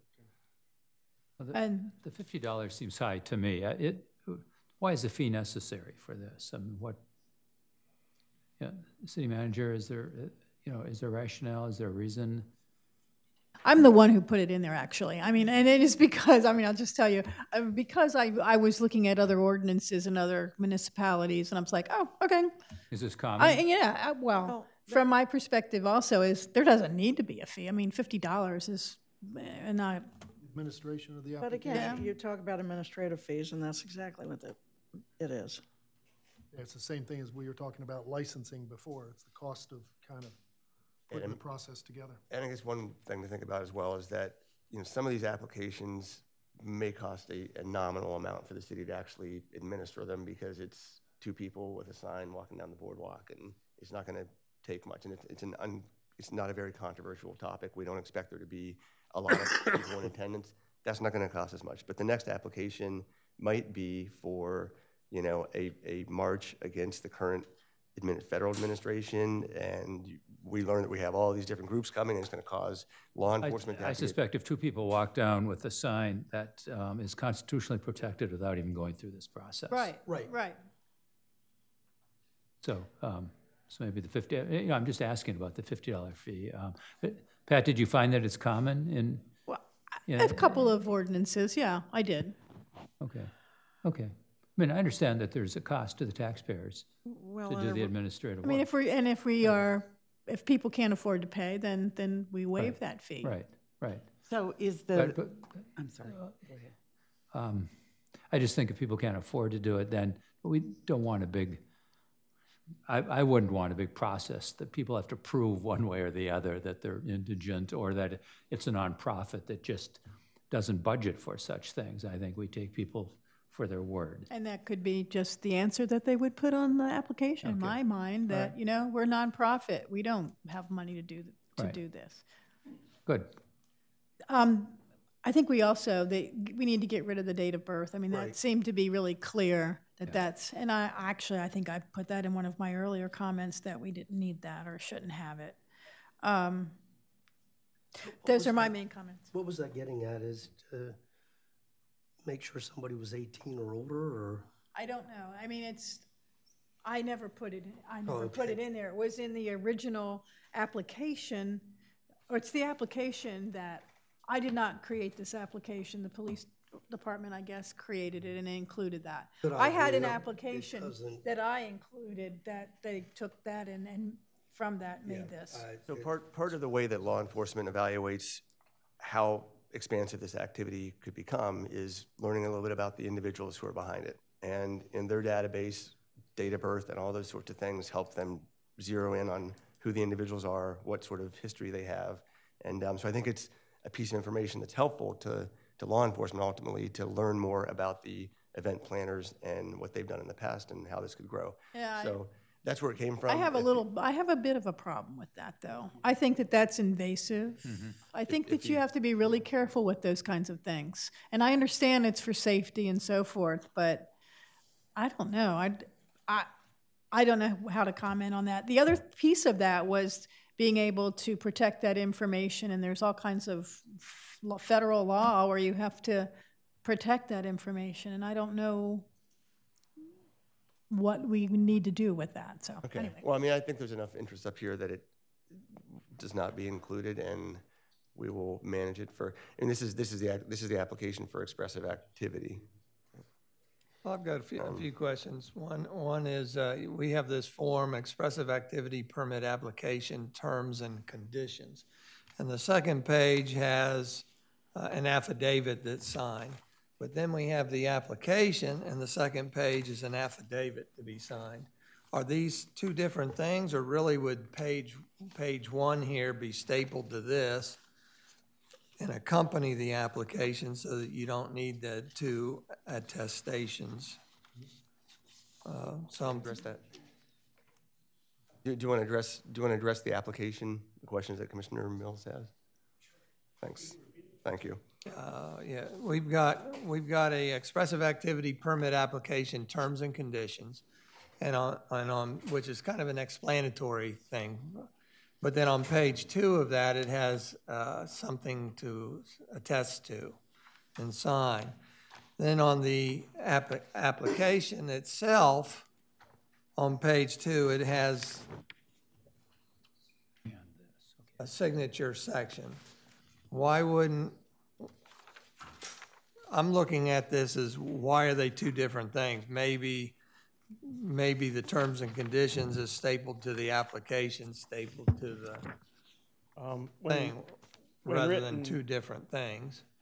So this is basically the same format as the special event, but it takes the ordinance guidelines for expressive activity and makes it into the same form. So in other words, if somebody has a special event or if they have an expressive activity, they can look at the two different forms and see what the requirements are and see what the guidelines are.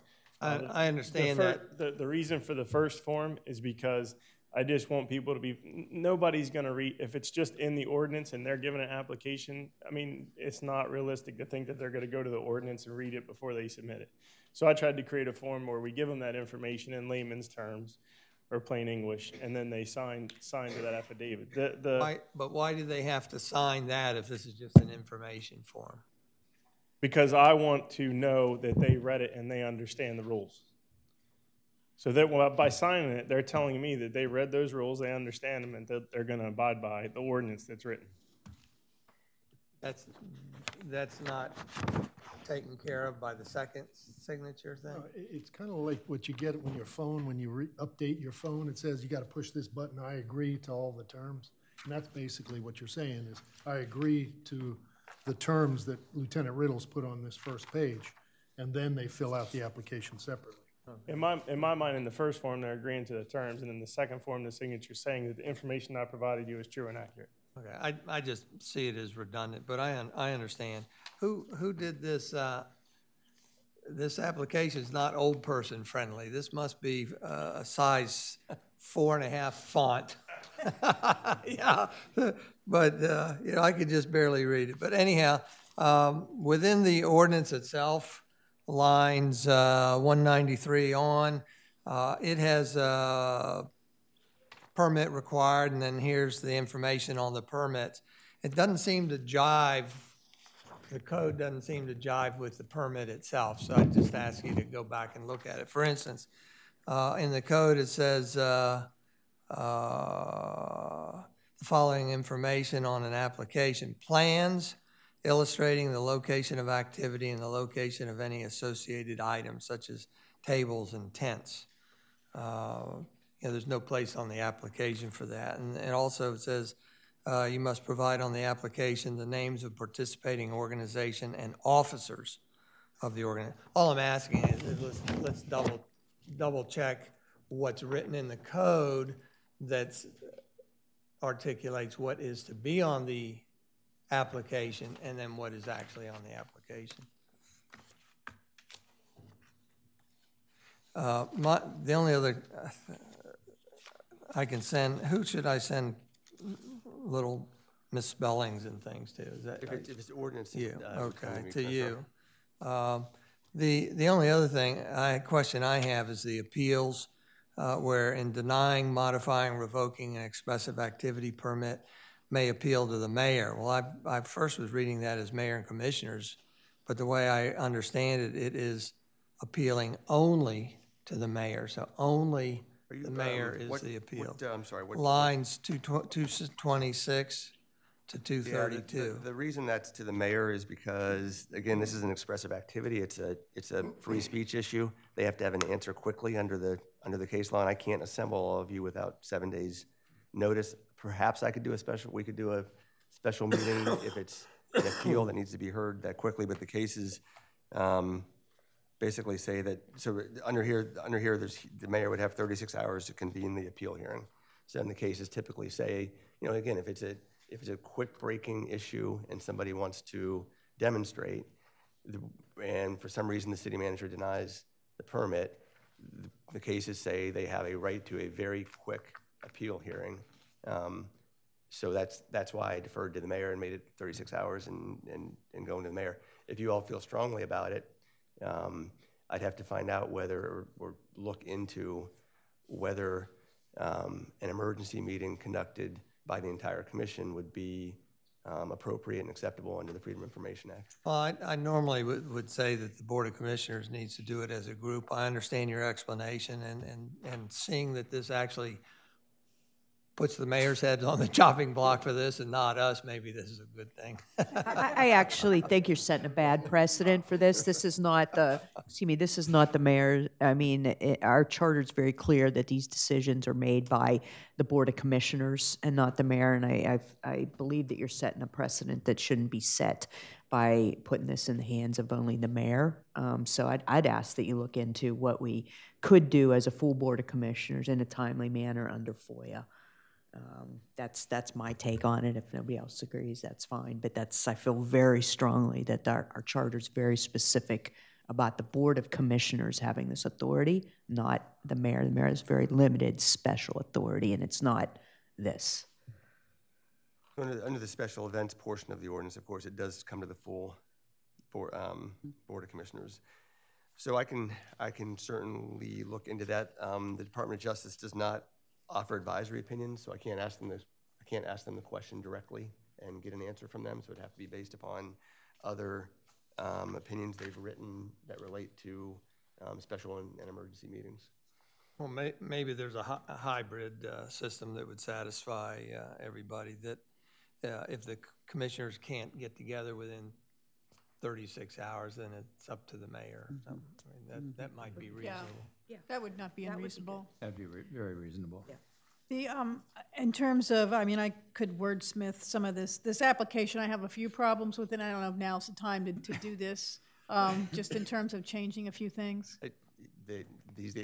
you got the author right here, so. Okay, well, so, you know, the activity details, it says name of organization, group, / purpose. I really think it's just, it could be an organization, it could be an individual. So I just, you know, it just needs to be cleaned up there, in my opinion. That was one of the main things, other than get rid of date of birth.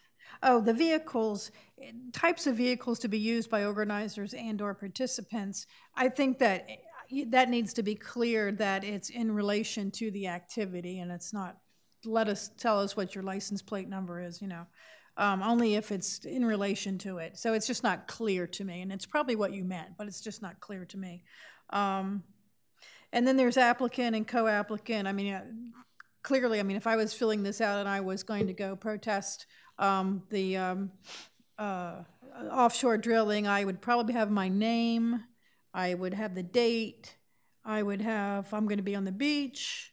I think there's going to be 30 people. Organizers and volunteers, I would say probably not applicable. I don't even know what that really means. Purpose of activity, you know, I'm going to protest the offshore drilling. And how the activity will be conducted. That one is a really, I think that's kind of, I'm not sure what that really means and how I would fill that out if I was protesting. I would probably just leave it blank.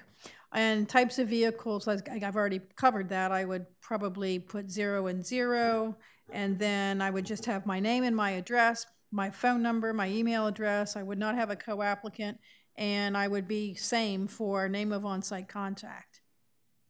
Would that be sufficient to you? So the purpose of the form is to gather information for me to reach out to them. I'm going to reach out and talk to them post-application. So if any of those things are left blank, I'm going to call them and ask them questions and see if they'll offer me that information. The point is that in order to prepare, I'm just asking, is it going to be a walk down the boardwalk with signs? Is it going to be a group of people on the beach? Are you planning on walking down the middle of the street and causing a traffic problem? That's the purpose of the true and accurate facts and knowledge that's in the ordinance itself. Like, okay, so communicate with me what you want to do. Okay, that's fine. So that's what that really means. Description of how the activity will be conducted. We're going to walk down Rehoboth Avenue first, and then we're going to be on the beach. That's what you want to know, right? I want to, yes, the details of what you're asking to do. And if I say name of co-applicant is there isn't one, I say none. That's fine. You're not going to call me up and say you have to have a co-applicant, right? Okay. Okay. I'm good. I'd like to go back to this $50 fee for just a minute with one question. If I was understanding and following the discussion correctly earlier, if the standard or the test on this is the statement, I can't pay this, why would we charge it to begin with? If that's all you have to do, in many cases, I would not doubt that is an accurate statement. But if that's all you have to do, why do we need this $50 fee? Administration of the application. And just like any other application in the house. I don't know if that was your point, though. How I heard your question is, if there's no verification, if it's such a simple process as a person saying, I can't afford it, and that ends it, right? Then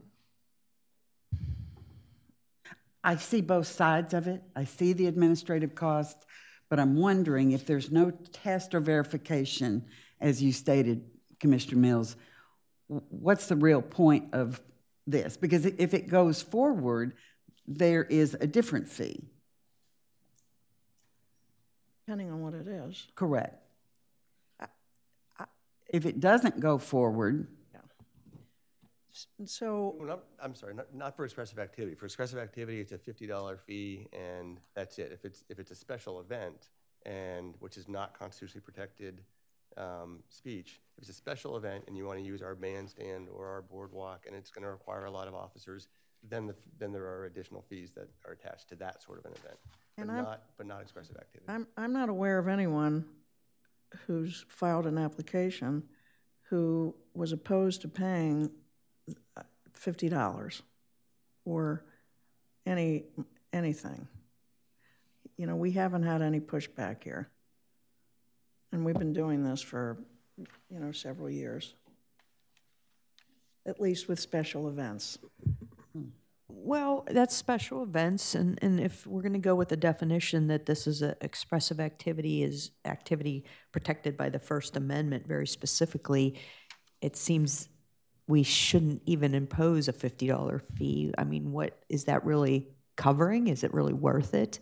Particularly for this particular definition, you know, and this particular type of event, it just doesn't seem to be worth it to process a $50 fee. It just doesn't. I would agree with that now. I mean, I think it just, yeah.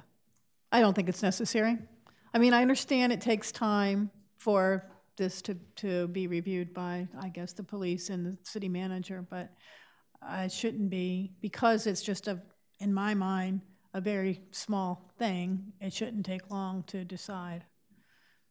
Yeah, but and again, you all have the decision, but a minor application, I think you're exactly right that it's going to cost very, very little. But when the application comes through, that when he reviews it and he says, now I have to ask, you know, Georgetown officers to come, state police to come, because it's going to be a major, major event, even if it's speech related, that's significant monies that the city has to come up with to either pay those additional officers, or they have to do it out of the goodness of their heart, which happens from time to time.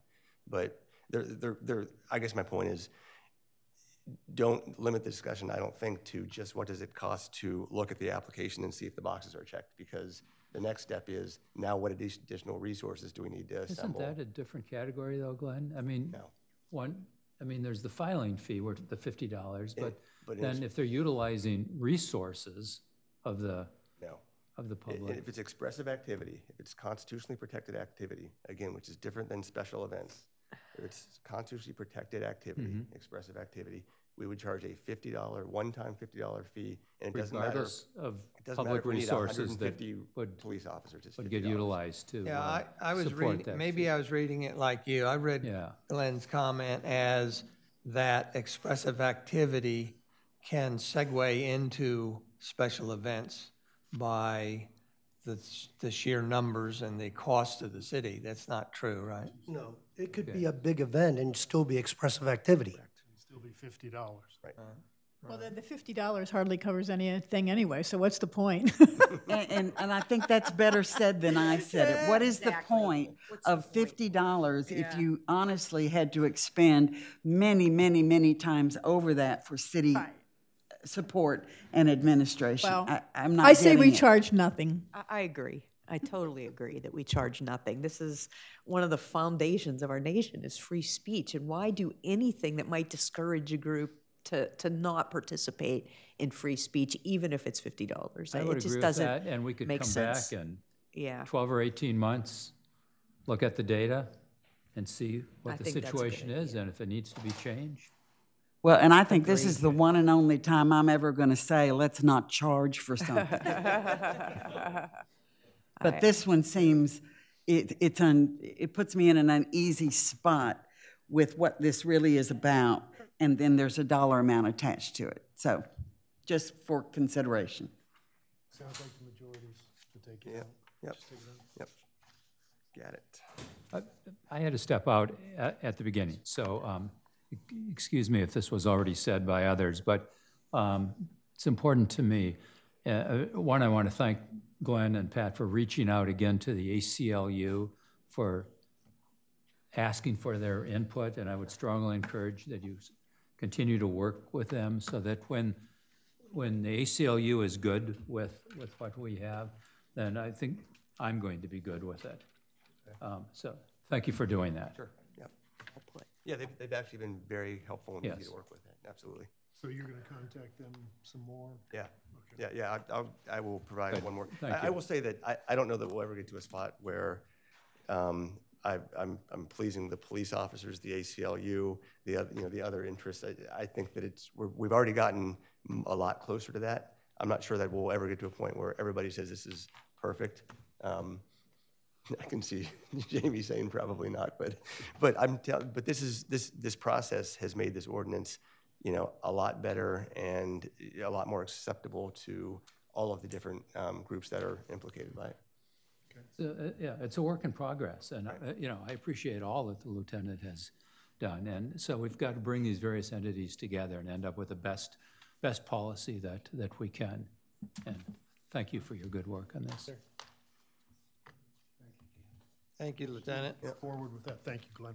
We're going to move right into new business, which is the introduction and discussion of resolution regarding possible adoption Sussex County Hazard Mitigation Plan. Evan. Yes, good morning, Mayor, Commissioners, members of the public. So what's before you today is, for discussion, is a draft resolution to adopt Sussex County's multi-hazard mitigation plan. I want to acknowledge that Joe Thomas is here with us today, Director of the Sussex County Emergency Operations Center, so he's here to answer any specific, maybe detailed questions that you might have about the plan. So the purpose of the plan is really to provide guidance for hazard mitigation in Sussex County. It provides mitigation goals, objectives, recommended actions, and initiatives for the county and for municipal governments. And the goal is to reduce injury and damage from natural hazards. So the types of hazards that this plan addresses includes flooding, hurricanes, extreme heat and cold, winter storms, hazardous materials, tornadoes, hail, tsunami, earthquake, really the whole gamut. And during the development of this hazard mitigation plan, there were a total of 24 communities in Sussex County that participated. So all cities, all local jurisdictions, counties, states should have a hazard mitigation plan. And Sussex County sort of helped take the lead on this by working with municipalities so that each individual municipality didn't have to develop their own hazard mitigation plan. So total 24 communities, including Rehoboth Beach, participated. So from Rehoboth Beach, Chief Banks was part of a working group. Dom Molina served as the floodplain manager. And there were also 8 opportunities for public involvement and participation. So the real reason to bring it to you this morning is that we participated in the process of, drafting the hazard mitigation plan. However, we never formally adopted the plan. And in order to, be eligible for a variety of disaster recovery programs in addition to grants, we have to adopt this hazard mitigation plan. So this was something that was done, a while ago. There was a lot of involvement from the city, yet there was never a formal resolution to adopt the plan. So that's why it's before you this morning. I can answer any questions if there's any specific questions about the plan. Joe is here to, hopefully shed some light. Thank you, Evan. I noticed within the plan itself, it indicates that we will adopt the plan. Right. So the course of action, I guess, is taken. Maybe that was offered by Chief Banks and them that Joe Thomas, I want to thank you for coming. He does a phenomenal job out at the Emergency Operations Center, and he is the man on the phone when it comes to disasters and bridge calls.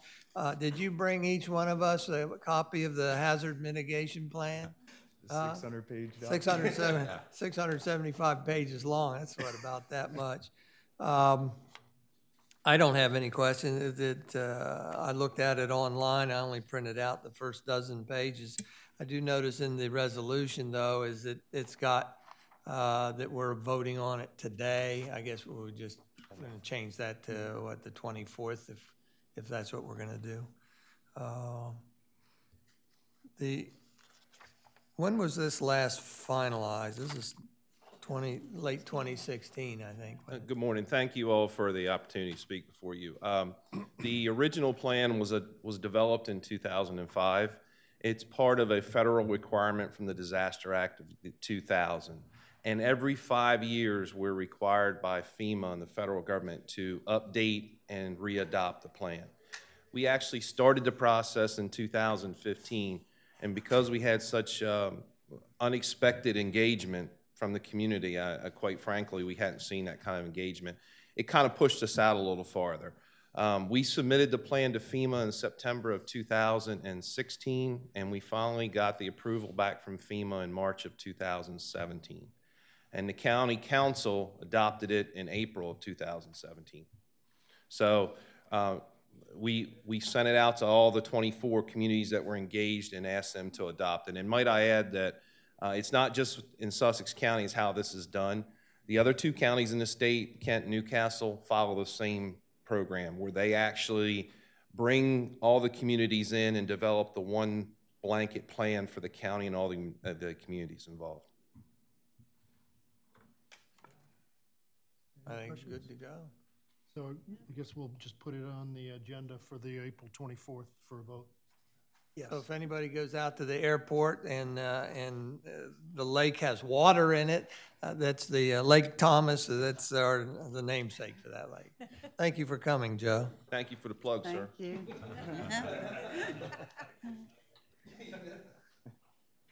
Thank you, Evan. All right. I'll move right into new business B, which is discussion of the proposed amendments in section 220-2A2, 3, and B regarding water, and 220-27, A, B, and C regarding wastewater.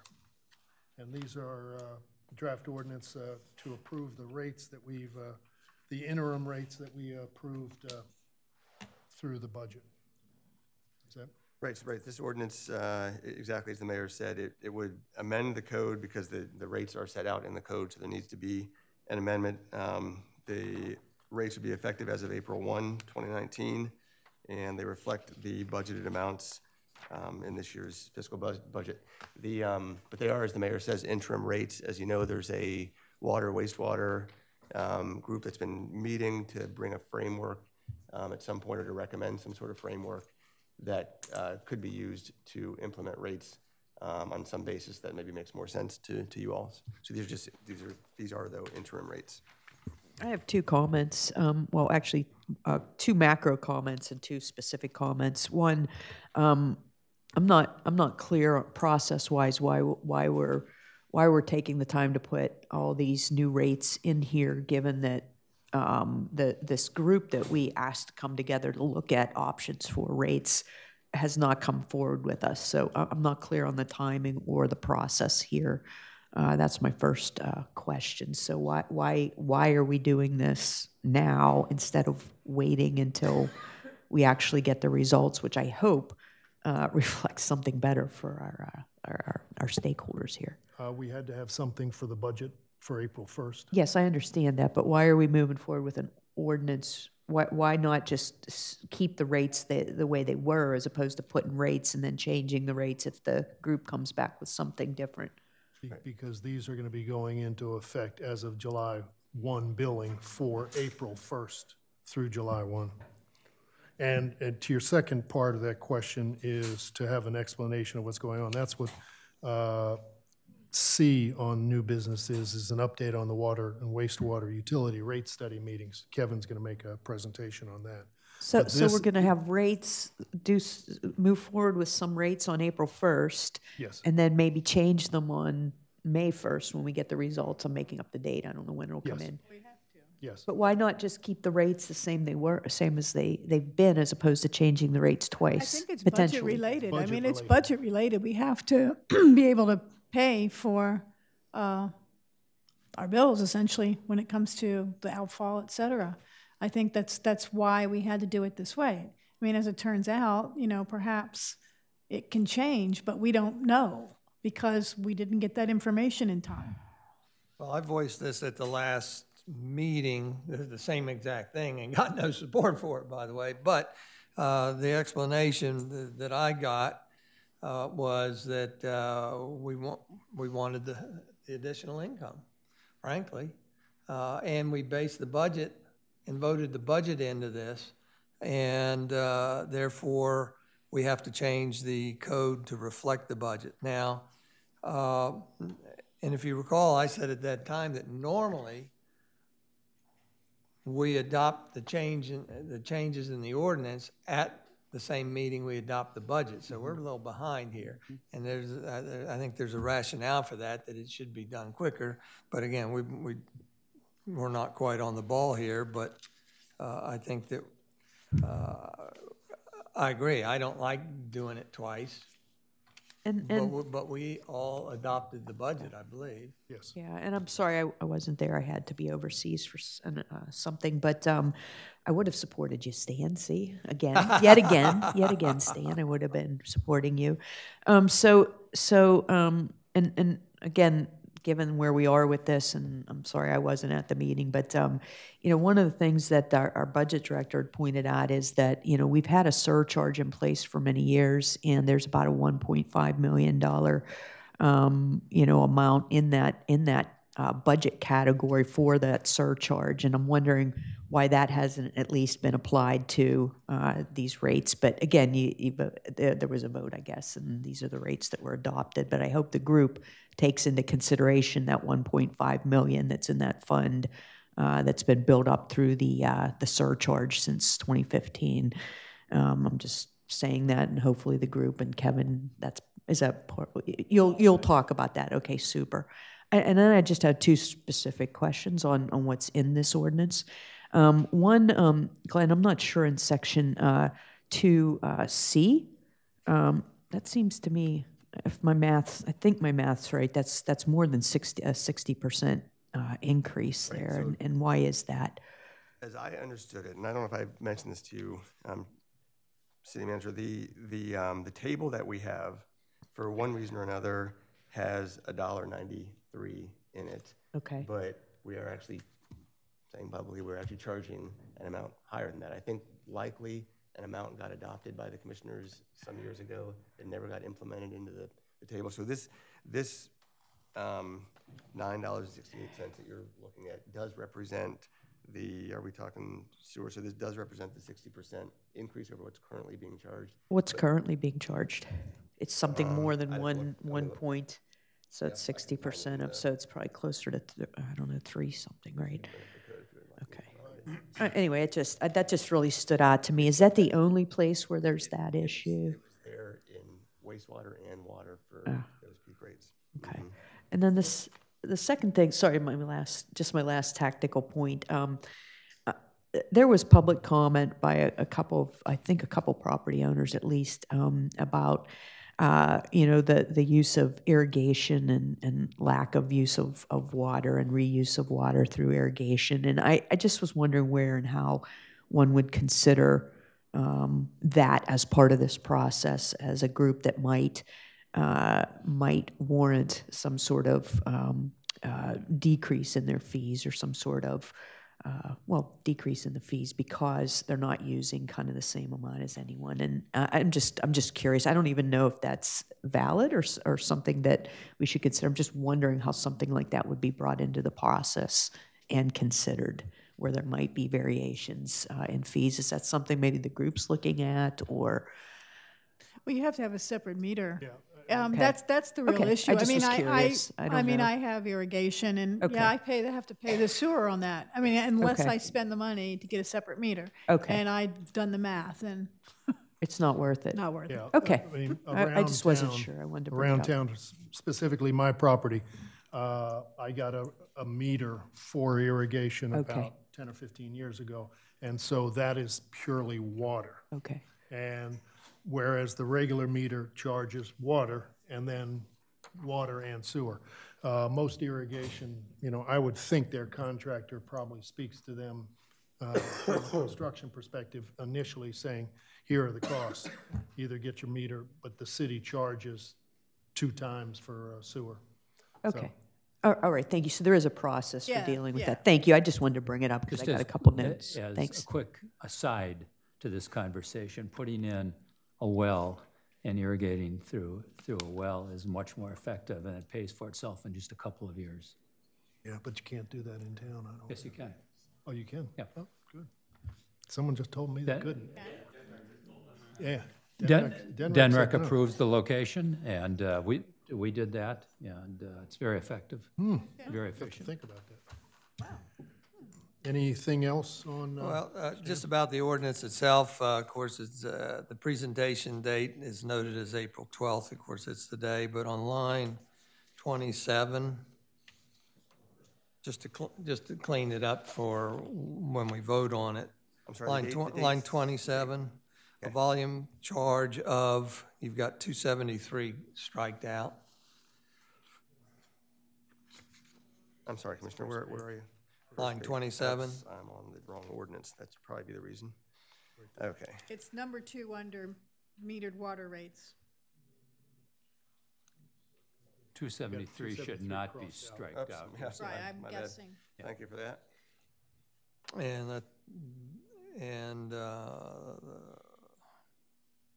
that's all. That's all I have. That's the new 273 is the new rate, right? That's the new rate. 210 is stricken, and then 273 is the new one. Any other questions? If not, we'll just put. Oh. I just want to acknowledge we got.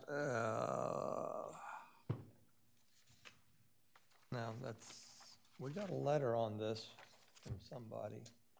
That was in that packet at the beginning of the agenda. Comment about your map. I think on B and C, if you take. Please stand up at the microphone. On B and C and sewer weights, if you take 412 plus 193, it equals 605. If you multiply 605 times 1.6, you come out with exactly $9.68. I'm not sure if there is actually a problem with the code, but it seems ironic that it comes out exactly that way. Maybe we're duplicating B and C, and we're double charging. Thank you. We'll look into that. You got that? Mm-hmm. We just Kevin and Donna. Any other comments? Again, we'll put it on the agenda for a vote at the April 24th meeting. And we will move right into C. Kevin, please. Yeah, good morning. Thanks, everyone. Ann, could I get the screens on, please?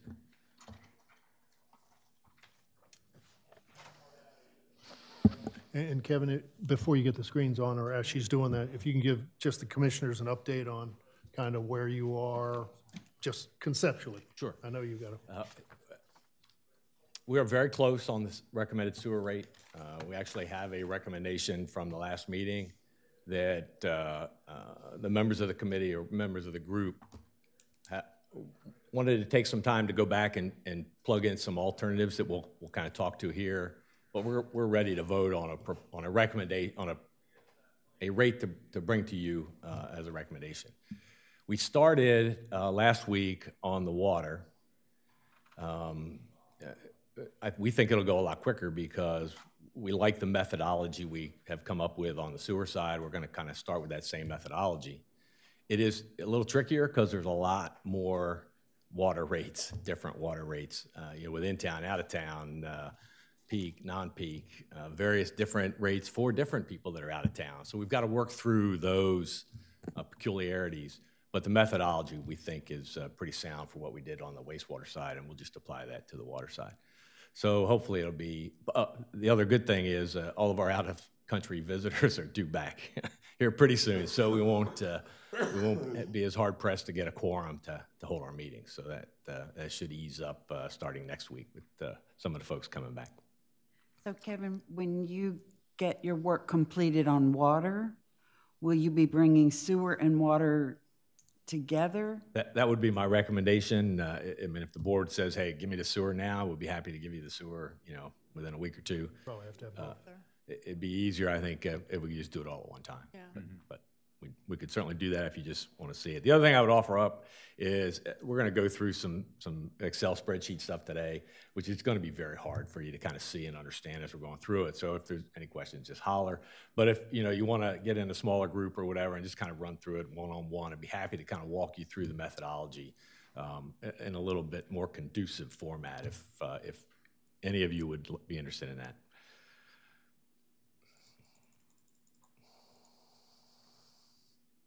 I just want to start real quickly with kind of the reason we're here and doing what we're doing. And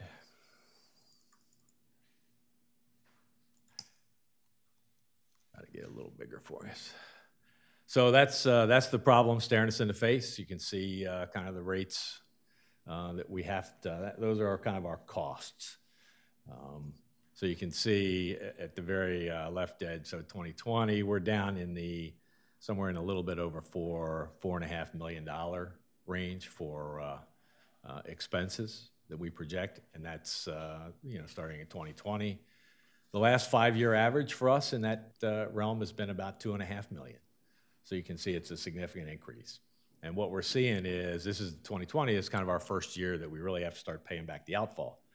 And we haven't quite gotten to a full year of payment, because this one has, I think, two interest payments and 1 principal payment. And when we get to the following year, it'll be 2 interest payments and 2 principal payments. So you can kind of see the increase that'll happen here. Then we've got the follow-on projects to the electrical upgrade that the county is funding up front. Then we get into the rest of the phase 3 and phase 4.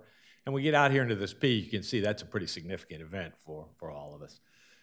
That's basically, we start paying back the phase 4, which is another 14 million plus or minus. And at that point in time, we've assumed that we don't have any more borrowing capacity because we tap out on the SRF with the end of phase 3. So this assumes, again, that we did not go and get additional borrowing capacity to pay for phase 4, and that we had to pay for it out of a capital outlay. So that's the bogey we're all zeroing in on. Phase 4 would begin 2023. Is that the date? Yes, okay. Yeah, thereabouts. So we talked. I think again, we'll try to get it a little bigger. So our methodology was, we went back and I think we've talked to this at one of the earlier updates. We tried to separate the difference between what we call kind of the base flow, base operation of the plant versus what we need in the summer season to handle the peak. So basically our fixed is what kind of we think is kind of a year-round, what it would take to operate it if we just had a constant flow based upon our non-seasonal type variations. And then our non-fixed are the costs associated with the additional folks, not necessarily staff, but additional expenses we would have in order to be able to handle the peaks that we get in the summer. And we went down through, at virtually every budget line, assigned a percentage that we thought reasonable to those. The change that you haven't seen before is we actually went through, I met with GHD several meetings, and we kind of went through each of the major CIP projects, the wastewater plant upgrade projects, because there's such a high dollar value that we wanted to try to get a better assessment as to what would have had to been designed, if that makes sense, for those phases had we just had kind of our base flow.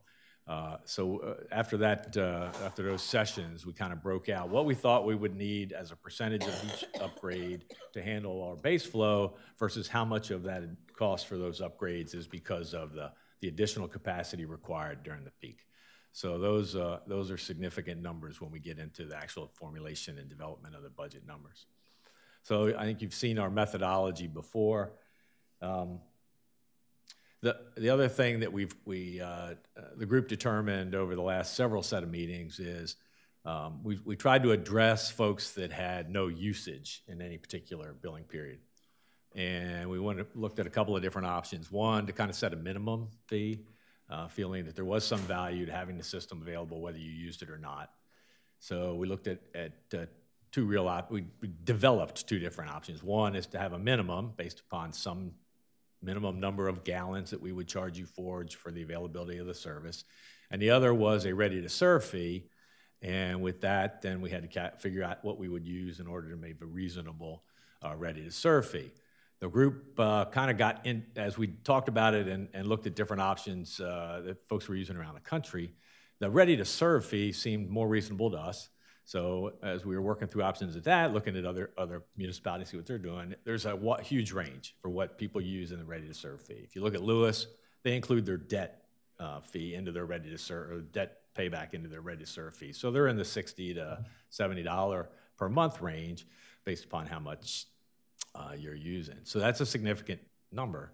Our debt number obviously is very significant. So if we were to do that, our ready-to-serve fee would be astronomical, for lack of a better word. So we didn't really want to use that. So the methodology we kind of settled on is we looked at our administrative cost for our wastewater operation. So this is things, just as an example, Bill Woods, our wastewater superintendent, he does a lot of administrative things. I keep him pretty busy on doing silly stuff that we just like to have him doing, as opposed to managing and working at the plant, turning wrenches, checking gauges, that kind of thing. So that would be an example of some administrative time that Bill would say. And we did that for each line item out of the budget system. And again, kind of came up with an overall number that we felt was an administrative fee for the wastewater department. Comes out of the wastewater fund. And it came to, I forget now, 6% or something like that. But it calculated out to about $28 a bill. So if you're a typical residential user and you get billed quarterly, you're in the $120 kind of dollar range for a ready-to-serve fee. If you're a commercial where you're getting billed every month, then it's about 3 times that, $300 to $400 ready-to-serve fee for the larger metered commercial folks.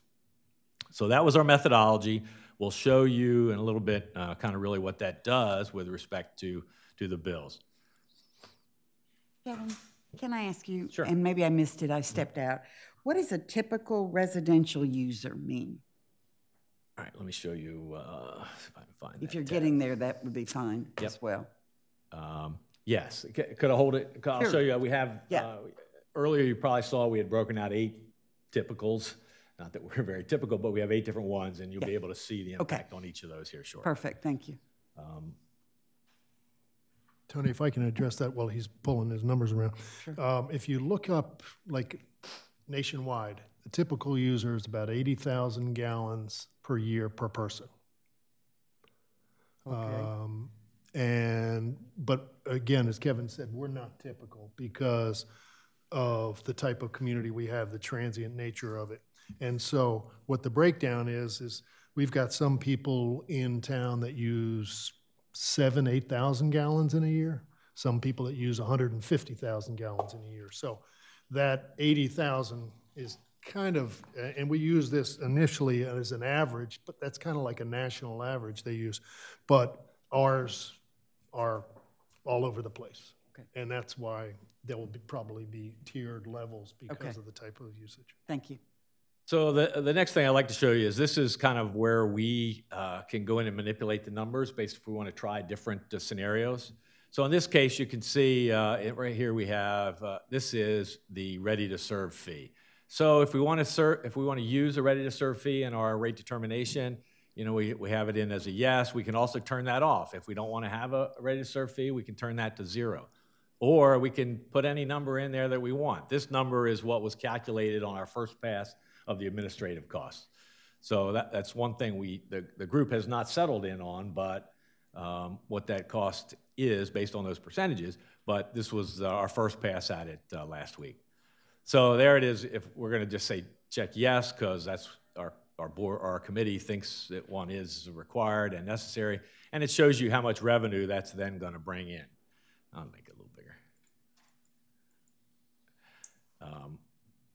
The next was we looked at, you know, a minimum fee, and our thought was that if we're charging a ready-to-serve fee, then we didn't really need to charge a minimum fee, but it is still an option, and we can go in and change and check if we wanted to say yes, and we just had to put in, you know, 1,000 gallons was kind of the minimum that you would be expected to pay, and that adds about 15,000 to the revenue if you wanted to do that. So our recommendation is going to be no on that.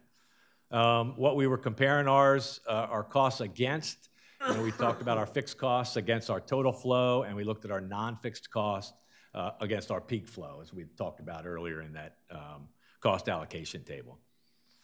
All right, I'm going to skip this one because Commissioner Schlosser asked that question. Surplus, we have, you'll see in a rate graph here in a minute, we're projecting to bring in just a little bit more revenue than is required. So our thought is that we should be applying that back to the rate. We have another provision in to build our contingency fund for a rainy day fund, but rather than just build that more, we thought we would apply that back to try to keep rates as low as possible. And then back to our surcharge, here is, as the commissioner pointed out earlier, we do have about $1.5 million sitting in that surcharge account. Our position would be that should be used to help bring down rates because it was collected in order to pay for some of this work that was being done. So let's go ahead and use that to pay for that work that's being done. So it's $1.5 million. So we just took say a 6-year period and paid back $250,000 a year until that surcharge goes to zero. An option could be, if you wanted to mitigate the bump at the beginning, you pay it down, you use it in 3-year periods. So you put $500,000 against rates for the first 3-year period. All options that we can look at, and based upon your guidance when we come in, we'll, we can change some of these things if you so desire. But right now, our recommendation would be pay it back over 6 years at basically $250,000 a year until that 1.5 million goes to zero.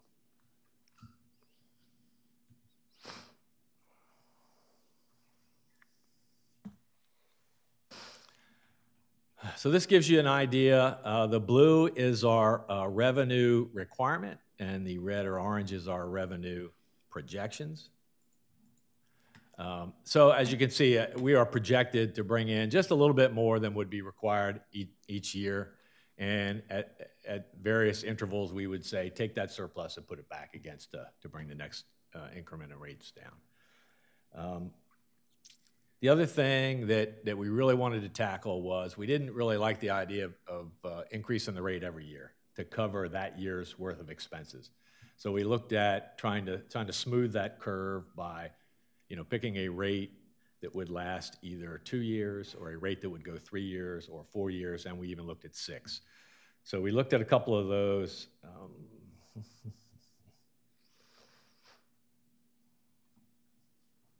Before we go there. So this is on an annual rate, kind of what, blue is what the current bill would be, and then the red and orange would be the projected. Now this, to Commissioner Sharp's point, so we looked at 8 different scenarios. Example 1 is what we call a small residential user with a 1-inch meter, and I'll show you in a minute. It defines how many gallons are associated with that. I thought it was on this graph, but it's on another. So that just kind of shows you the impacts of a 1-year rate and each of those 8 users. But it'll be more applicable when you can see how many gallons are associated with that. So then we looked at how we could smooth that. And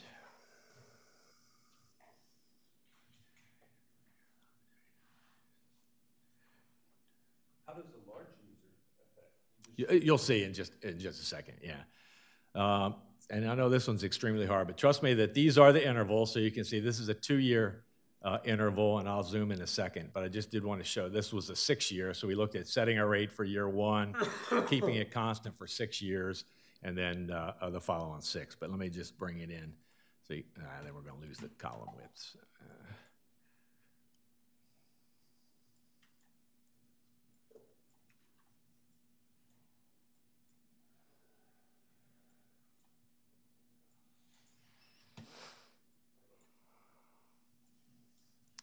And this is just the flow-based rate. So these rates you see here are kind of what we came up with per 1,000 gallons of water usage.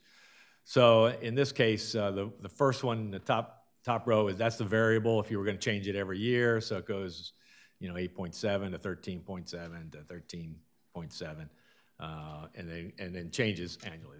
The option 1 was a 2-year fixed rate, so you can see 2020 and 2021. The rate is the same.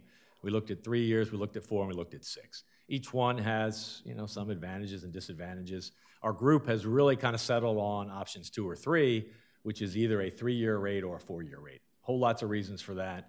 One of our biggest reasons was it gives us the opportunity at the end of a specified period to then reassess and see, are we actually taking in as much revenue as we had projected, and are our expenses as we expected? It also doesn't cause everybody to worry about what their bill's going to be next year. You're going to see, having a better idea what it would be over that period of time. So we like the 3 and 4 year options. Haven't really voted on which one we will be recommending.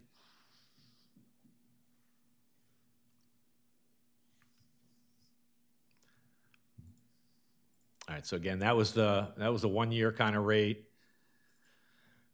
This kind of shows it on as a 2-year option where you get the same rate.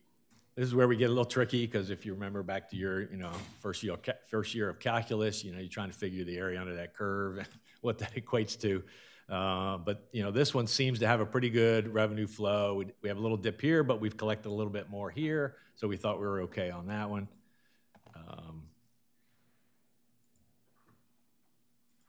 This is the 3-year option. This one worries us a little bit because here we're not, we're not collecting. It's a big delta there between what we've collected here in overage and then what we would be short a little bit here. So each one has some advantages and disadvantages. And just to show you what, the option 6 is pretty flatlined. You pay a lot more here, but you don't have the big peak, in that middle period.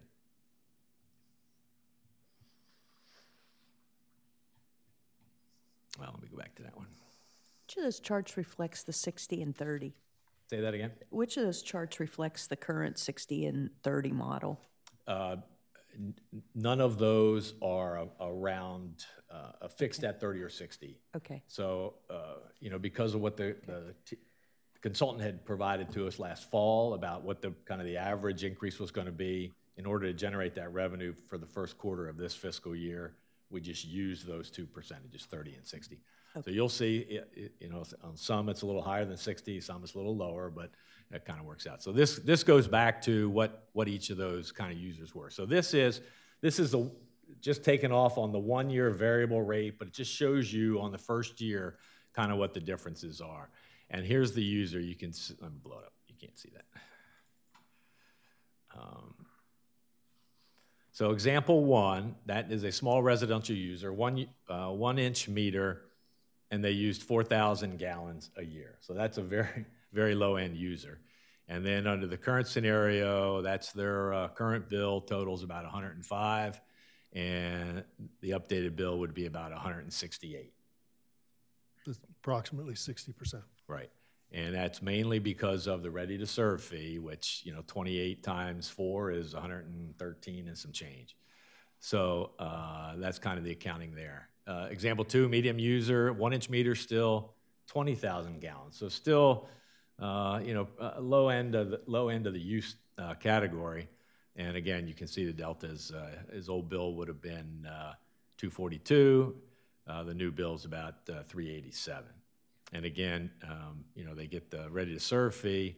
The other thing of note is the surcharge goes away. So we're no longer collecting a surcharge. All that's figured into the per gallon usage. Example 3 is a medium residential user with a 1-inch meter. All right, so that's more in line with 80 gallons a day per person. So 40,000, and again, there's the old rate would have been 423, and the new rate will be about 662. So we're hanging right around that 60% or so range. Our fourth category is a 1-inch meter again, high-end user, 100,000, with a 1-inch meter, and it goes from 953 to about 1,400. And then we get into some of the more of the commercial. We got an 1.5-inch meter, 465 goes to 600. 2-inch meter, 1375, and you'll note here, obviously, in column B, the ready to serve is now based on a monthly bill as opposed to quarterly, so that's 12 times the 28 gives us the ready to serve fee. And then our larger ones, large commercial with 3-inch, 8,000 to 12,000, and then our really big 4-inch meters. His current bill about 63 goes to about 87,000 for the year. So, like I said, that's pretty much where we are with the rates. So, just a quick curiosity on the large users here at the end. I can't really see all that. I know, but I can make it a little bigger. Is there increase around the 60%? Somebody with a quick calc could. That one there is about 35%. So 16 divided by 63. Yeah, 57, somewhere in that range, I think. Oh, I'm sorry. Yeah, you're right. Yeah. Well, we have the technology, right? 50 something. Equals. Well, I'd have to do the, yeah, so let's just say it's 16,000.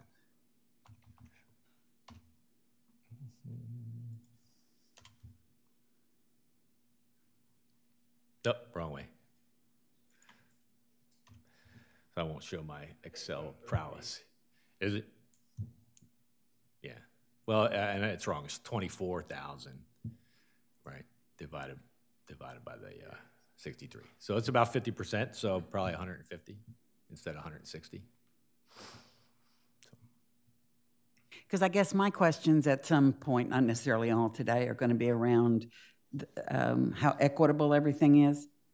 And the last four or so look a little less,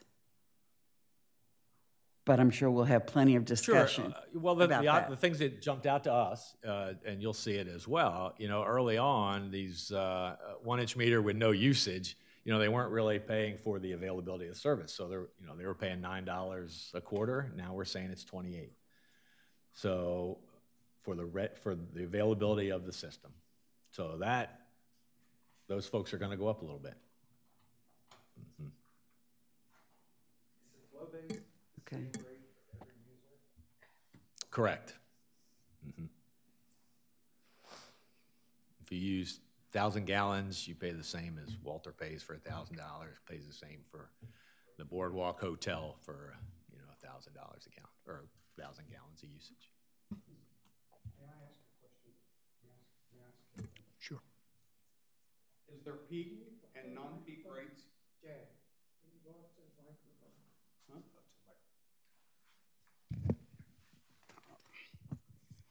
I'm Jay LeGree. I live on 7 Prospect Street in Rehoboth Beach. Are you continuing to use peak and non-peak rates? No, in our recommendation, it's going to be the same rate for 1,000 gallons in the summer as the same rate for 1,000 gallons in the winter, knowing full well that people use more gallons in the summer. May I make a comment?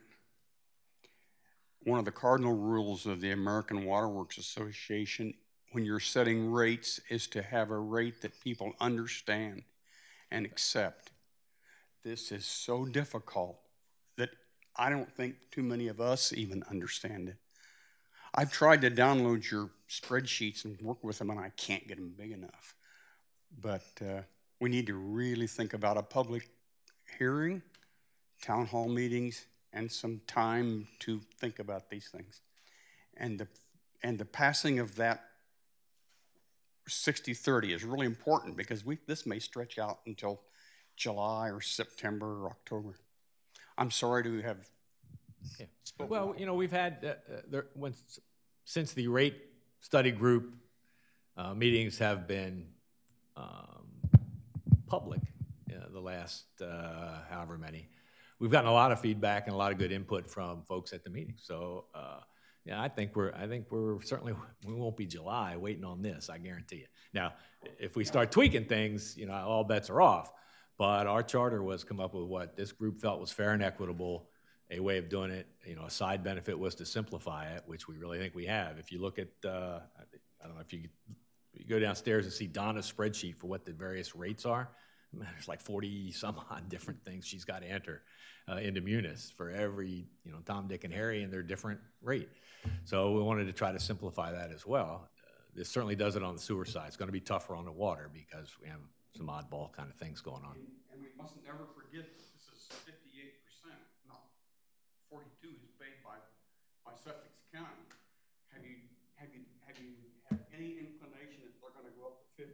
That's another $400,000 turnaround. Yeah, hadn't been Different question. Yeah, hadn't been in our charter to kind of assess that. So, yeah, I don't know if they're going to ask for more or not. Could you step up to the microphone, please? Yeah. We hope they do, yeah. Donna Mabry, 221 Hickman. Kevin, are these rates you're showing, now, is that based on the 3-year fixed rate? This is the 1-year variable. The you want 1-year variable, yeah, the so if you first want to one. look at option 2, and I did some dressing up of that to squeeze some lines together, so because it's a little different. All right, so let's go to example 3 was our, I think the small user, right, with, I forget. All right, so option 2 was 20,000. Just option 3, 1 year, you know, 40,000 gallon usage. So you can see, I hope you can see, in this row that's soon to be highlighted. So you can see, in this case, 113 a year. Oh, I'm sorry, total was 598. You can see it holds constant for the 3-year period. And then it would step up. And what's their current fee? 423. And then it goes to 595 on that. Yeah. Okay. Now, the thing that strikes me, by doing away with the peak rate, then you're charging a higher rate on year-round residents who are here in the winter, or the part-time owners who come in the off-season, in the shoulder seasons. So I think that's why we're seeing a higher, is that why we're seeing a higher percentage increase for the low users than what we're seeing a percentage rate for the extremely high users? I think the thing you're seeing on the 1-inch meters across the board is they were doing, what, $9 or something a quarter? $12 a quarter. $12 a quarter. That's now going to 28. I mean, so that difference is going to be stark. Not stark, but that's going to be noticeable on each of the 1-inch meters. Yeah, I see that. I can see where, maybe that's too high. But it also seems by not doing the peak rate charge in the summer, when you're going to have most of the tourists in town and the commercial, and not collecting a higher fee at that peak time, then instead of going to a lower fee in the winter, you're going to keep the same fee as the summer. So that winter fee is going to be higher than what people are used to paying. So who's here in the winter is going to be the year-round residents or other property owners who are able to use their properties a fair amount. But I think it's the average for the year, which makes a difference. I mean, will it make a difference if you have peak rates in the summer and your average for the year-round person is maybe going to be the same as if you have it flat? I don't know. Is that true? Did you understand what I said? Or were you listening? No, I didn't quite understand. So I guess what I'm saying is, if you're looking at a percentage for a year, and so you have peak rates in the summer and non-peak the rest of the time, the average rate is X percent. Would you then, just for a level number, would it still be the average? It would still average out. I mean, will it make a difference? My real question is how much of a difference would it make? I think it's going to make a big difference, because you're going to be applying that in the summer. If you charge a higher rate, you're going to have a lot more flow going out, where you're collecting a lot more money at that time. And if you average that over the year, you're taking the excess from the summer, and you're spreading that over the bigger users. Okay. Yeah, you're putting it on the smaller users. Thank you. But I would just say our thought was that smaller user is still using more in the summer, so it would be kind of transparent to them. They're going to pay what they're going to pay, and if you have a summer rate for them, they're going to pay more for that summer rate. Especially if you have their. So I think that may be where you were talking about that average kind of thing. But I think you can collect more money at the higher rate in the summer when you have your peak flow, and that peak flow you're collecting more, and that is for the transient users. But it also takes into consideration irrigation, which I have, so I'll end up paying a whole lot more in the summer. Yeah, exactly. We think there'll be a run on the irrigation meters. Right? Yes, there should be. Especially when we get into the stormwater discussion coming up, to be determined. So that's where we are. Again, I know it's very hard to kind of understand looking at it on a spreadsheet on the wall, but be happy to sit with each or any of you and kind of go through kind of where we are. Or, some of you have been to our working group meetings, which I think has been very educational for some as well. And just lastly, again, we just kind of jumped into the water last week, so we'll start nugging on that here this week and next. But definitely making progress and coming to a resolution and recommendation to the commissioners. So just generally, do you think, and I'm not holding anybody to this, do you think you'll be ready for us with a recommendation in May, or more likely June? going to assume that we're going to present them both. Okay. Together, not individually. Again, Okay. Sewer we could do, probably at the next working session in the next board meeting. So today is April, so we'd be ready. We'll be ready for I would bet my own money we'll be ready for both the working group in May and then the board meeting in May. Or if you have more questions and concerns that you want to try it with a different rate or a different or you don't want to do the surcharge against pay down, we can run all those different options, and then you can see what each of those kind of turns out to be. Well, I think for me, recognizing the time frame and what we were trying to accomplish, for me, the most important part of it is being able to listen to not only what the numbers say, but the defense of the numbers and why they are equitable. When Ms. Mabry brings up the issue of, really what I hear her core issue is defend why it's fair and be able to articulate, is there anybody who, intended or unintended, is the result, they're actually in a percentage situation paying less than a more equitable distribution. So to me, that's what's really important. But well, I guess the way I understand it is to be able to share in plain language if anybody is disproportionately advantaged or disadvantaged by averaging over the course of the year. I agree. But one of the things that's coming out with this, and that I think if you do a little bit of research on other municipalities, and I think Kevin mentioned, for example, Lewis, they've got a ready-to-serve fee that they do not quarterly, but they do it monthly, and they include their debt service in there. And they're, just to use the system, you're talking $700. And so, the numbers that we had in the system, which were $12 per quarter, so $48 per user a year just to use the system, whether you're using 100,000 gallons or you're using 20 gallons. That's what it was. And so if you really think about it, I mean, what is it worth it to you to have sewer? There's got to be a price. You're not going to say, okay, well, because I only flush my toilet 6 times a year, it's not worth it to pay for more than 6 times. But it's worth it to have the opportunity. If I'm going to be here for 6 weeks all of a sudden, I didn't know it before, I'd like to use it. And so that's where the biggest increase is coming from, is that ready to serve, which in reality, if you look at the different sized pipes, and there are a number of residents with 1.5-inch pipes. I don't know why they have those, but they have those. Well, their bills are $12 per month. And it's still a low user resident. And so, the way I look at our system is, for some reason many years ago, somebody decided that these people should be charged monthly and these people should be charged quarterly, the same amount.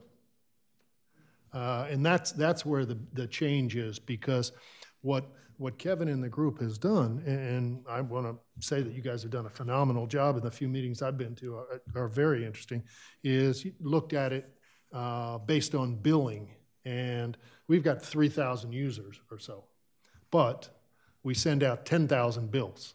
And so it's all broken down by the bill, not by the quarter or whatever. And so that's where you see a larger percentage, probably on the low end than the higher end.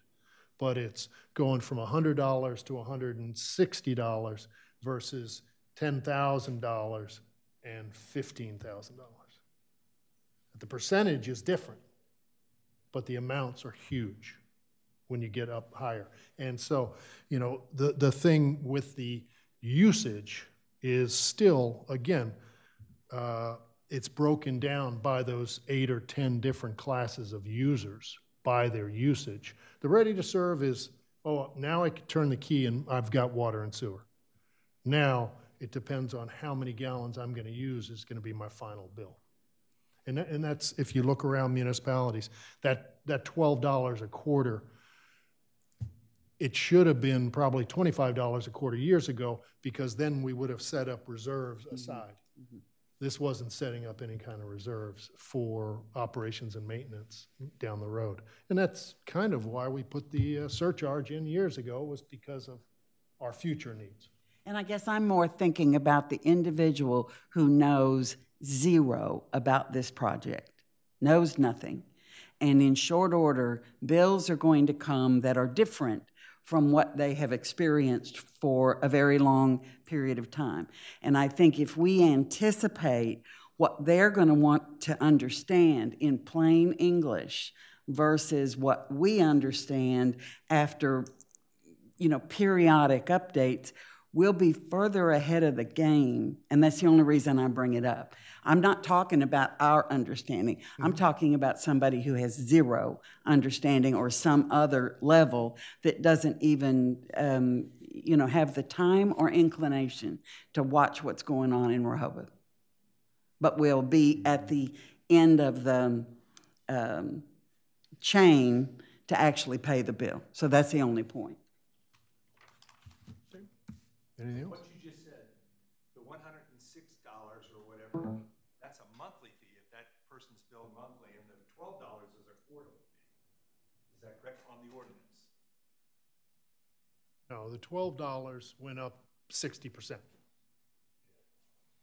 So if you're being billed quarterly, your $12 per quarter went up 60%.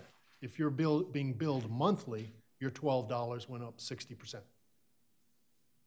Monthly bill? Yeah, if you're on a monthly bill. If you're on the monthly, right. Mm-hmm. Okay, good. Okay, thank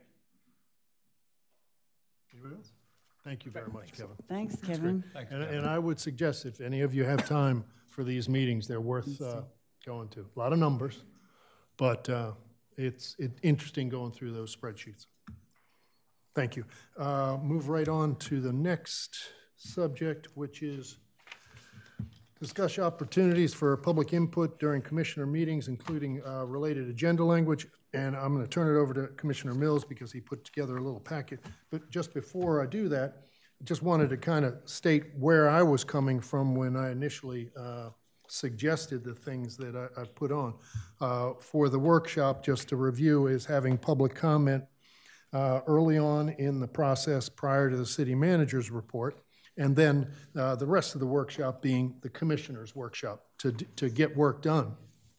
And then in the regular meetings, having the same thing up front, public comment, and then public availability for comment on as we looked at votes.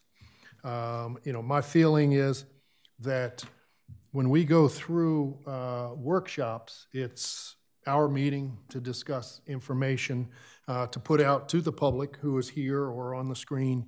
And if there are any questions, my assumption was they were going to either address us personally, which they should do in some fashion, or to come to the next meeting at the beginning of the regular meeting, say, last time you discussed this, it's on the agenda later today.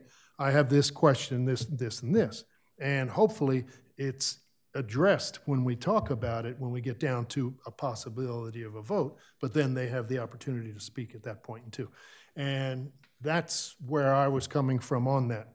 The 3 minutes is, I've found, standard, pretty much so places. Most places have a clock, and I would take that consideration if that's the way everybody would like to have a clock up here. But I think that's a little pushy. But, otherwise, I think it's the fashion I've seen in many different municipalities, but open to suggestion on that. And then I'll turn it over to Commissioner Mills because you did put together that packet. Well, thank you, Mayor. I happen to disagree with you on some of that, and that's why I asked to put this on here. To me, this is an introductory topic. I don't know that we need to solve anything today. We can put it on another agenda, but I wanted to at least introduce it and get you thinking. I've been dissatisfied with what I call management of public input for quite a while now. And any of you know me, I've been coming to meetings for 21 years. I've been an advocate that any member of the public out there ought to be able to see what we have, and we accomplished that through the Communications Committee with Pat and other members, and got support documents and got this camera up and everything so you can see more and more of what we're doing. But the other component was allowing the members of the public to speak, and speak at the proper time. Going back to actually it's almost 21 years now of attending meetings. Going back and looking at the time, the charter gives the Board of Commissioners the authority and power to create agendas and set meetings. So it's not just the mayor. We all have that power, and that's where we're going with this. Looking back over history, early memory's kind of fuzzy, but up until about 2008 or so, my recollection was specific to workshop meetings. That a lot of the workshop meetings were exactly as the Mayor Coons said, that they were for observation only by the public to witness what's going on, but they weren't allowed to talk. They were just watching what's up here. Again, I've been an advocate for years that that's not appropriate, and sometime after 2008, when I came on board, at some point, we actually changed that. And we allowed members of the public to talk during workshop meetings, and specifically to target agenda topics, new topics, old business, new business, communications. Carol and those people who have been here a while are nodding their heads yes in agreement. So at some point after 2008, when we started allowing people to talk at the workshops, the Communications Committee had an observation. I think you might have been on there right at that time and right at the ending.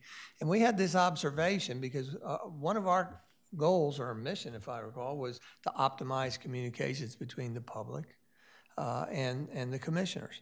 And one of the things that the committee noticed was that now that they were allowing public input and comment during meetings, at workshop meetings specifically, nobody knew that they could because it wasn't on the agenda. It wasn't even public comment or citizen comment on the agenda. And so the Communications Committee, in fact, Commissioner Sharp was on it, and I'm not sure at that point, but you were on it at some point. Communications Committee made a presentation about 2013 to the Board of Commissioners and said, hey, you know, you're doing this neat thing, allowing public to talk, but we need to let people know that they're available to talk, that they have that opportunity. And so the Communications Committee created some language for the agenda that included that 3-minute recommendation limit that was included in there. And it was upheld from that point forward up until the new administration. Now, you got to be mindful, I'm talking about workshop meetings primarily. Regular meetings, I think they generally let the public talk during new business, old business, from my recollection. Also, out of the Communications Committee recommendations, they added citizen comment at the end of the agenda. And that's one thing I will compliment Mayor Coons on, moving the public comment, citizen comment to the beginning of the agenda. I think allows people, especially on non-agenda topics, to get something off their shoulders early on and not have to stay and witness the whole meeting. So that is a good thing. But holding people back from not being able to talk, I feed off what the public tells me, and I disagree wholeheartedly with making the public watch and then hold their breath and then come and talk to us at a later date. I would like to go back to that old system. And if you look in the support packets that were out on the back there and were handed out here, if you look on page, I don't know what page it is, but the workshop meeting agenda of January 6, 2014, at the bottom of the page, you'll see citizen, here's the wording that they did. I'll put in there. Citizen comment regarding old business, new business, and committee reports will be heard during each agenda topic After initial discussion by the commissioners at the discretion of the chair, speakers shall state their name and address. Comments are limited to 3 minutes or at the discretion of the chair. Comments on not agenda items will be heard under citizen comment. I think if you go back, I went back and watched the tape of the last meeting that we had. And to me, that, and even this meeting, is a perfect example why this isn't working the way we're doing it now. Why? Because we just let people talk during the workshop agenda items. And FOIA allows that once you let one person talk, you have to let everybody else talk. You can't just let one person talk and then the others shut up. And while we're on it, that little aside, FOIA does not even allow for people to talk. It allows for them to come and watch and observe, but it doesn't give them a top opportunity to talk. Now, the exceptions are public hearings, permits of compliance, that by law, where people are allowed to talk, we have to give them an opportunity to talk. But again, if you go back and look at this meeting on tape, you look at the previous meeting on tape, basically, if you remember the last meeting, we had expressive activity on the agenda for the first time ever. And we had members of the public out there saying basically, well, I see expressive activity on the agenda. I can only talk at the beginning of the meeting. I have no idea what it's about because I haven't heard you say anything about it, but I want to say something, and so I want to take a stab at it, and here's what it is. And you know, sometimes they're right on, and sometimes they don't have a daggone clue what we're talking about because they haven't heard us yet. And I don't like that system because I'm hearing their comments before we've even talked about something. And so again, my desire is to suggest that the Board of Commissioners have a say-so in this, to go back to the old system that was recommended by the city's Communications Committee and that I thought worked very well up until the new administration came and made these changes that I'm not happy with. And I think that we do a disservice to not just the members of the public disallowing speaking, but I think it's a disservice to us.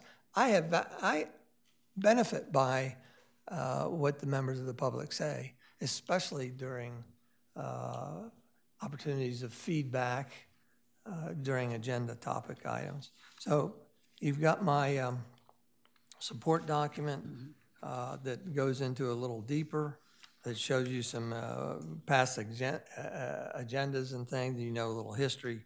So I'll leave it there. Again, this is nothing new as far as what I'm voicing.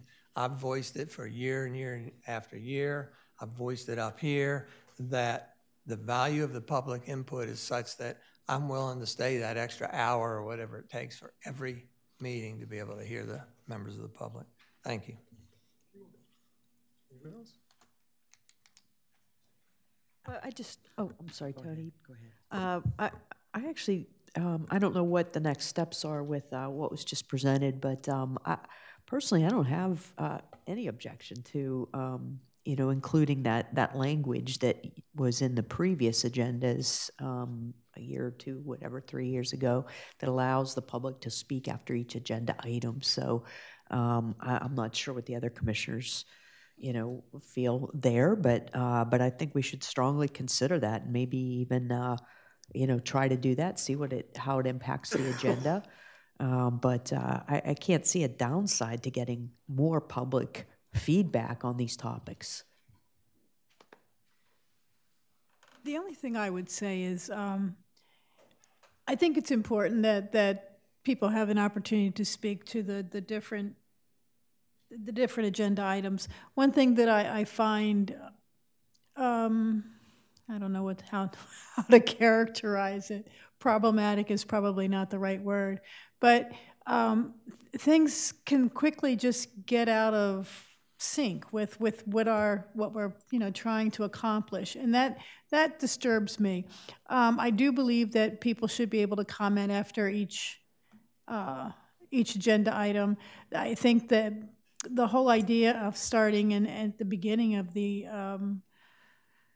of the agenda comments is not particularly useful, especially if they're going to be addressing something that's specific on the agenda. I do see the need for comments at the end because I think what happens is people will bring up things that we might need to consider in general, but I also think that that needs to be somewhat controlled in terms of the 3 minutes. I think is important, because if someone has a particular issue, they need to address it with, via email, meetings one-on-one, or maybe we decide we have to have a town hall. But I just hate to see at the end of a meeting repetitive kinds of things that are mentioned that could be handled better in a town hall meeting, or maybe one-on-one with commissioners. So that's where I sit. Well, and I'll just weigh in that, and dovetail on what Commissioner Schlosser just said, that I know what we're doing right now is not working. Mm-hmm. It doesn't feel that it's working as well as it could. And the other thing I know is that it's creating lots of tension with the public where I don't believe tension needs to be. So, to the previous comment of where do we go from here? What's our next step? Is there any downside to trying the January 6, 2014 agenda that Commissioner Mills directed us to, where we give more information at the bottom, or in the context of the agenda? To me, it doesn't matter. I think what does matter is that the agenda items may definitely be considered out of sequence, because I always feel that when we know folks are here for a specific reason, like this discussion possibly, and it's at the end of our agenda, to me, intuitively, we may want to move it up. Sure. So they don't have to sit here and listen to us prattle about some of the other subjects that we've got a lot of interest in and they may not. Yeah, the paragraph on that page at the bottom, I think, is really really helpful, and I think it's helpful to the people who attend the workshops and regular meetings. So yeah, I agree with that. That, you know, there's no downside to taking other than time, and hopefully we can control that so it doesn't get out of, you know, out of control. But other than that, well, I'd be counting on Mayor Coons that relevant to the timing issue, because it gives two options here. You either get 3 minutes or it's at the discretion of the chair. Mm-hmm. So to me, the facilitation of this is really key. Yes. When we have, you know, a number of people here, same issue, same item, and possibly reiterating the same issue multiple times. Because I think in the past what we used to do too is if people wrote letters, you know, in support or against something in particular, we would say, well, we got 10 letters that were for and 2 that were against, and, you know, instead of like reading each letter, but characterized some of the input that we've got, and sometimes would also mean that we don't need to have people get up and say the same things over again, or ask them to just say, you agree with the previous, or you're for, you're against. And if you have something to contribute that's new, well, that's great.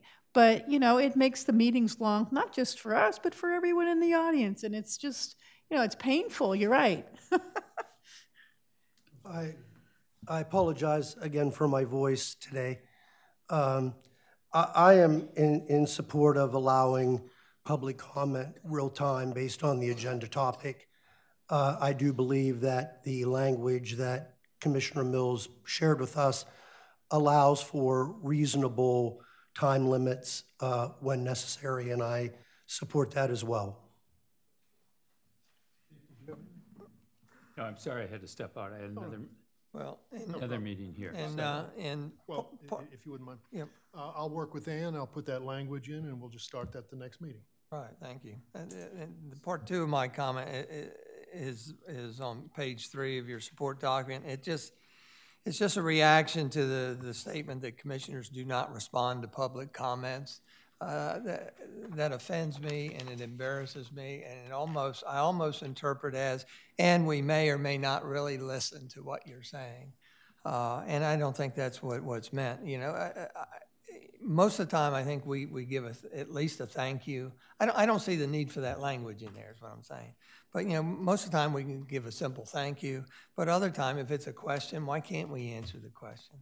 Or if it's a question relating to agenda topic, well, we're going to direct you to make that comment during the agenda topic.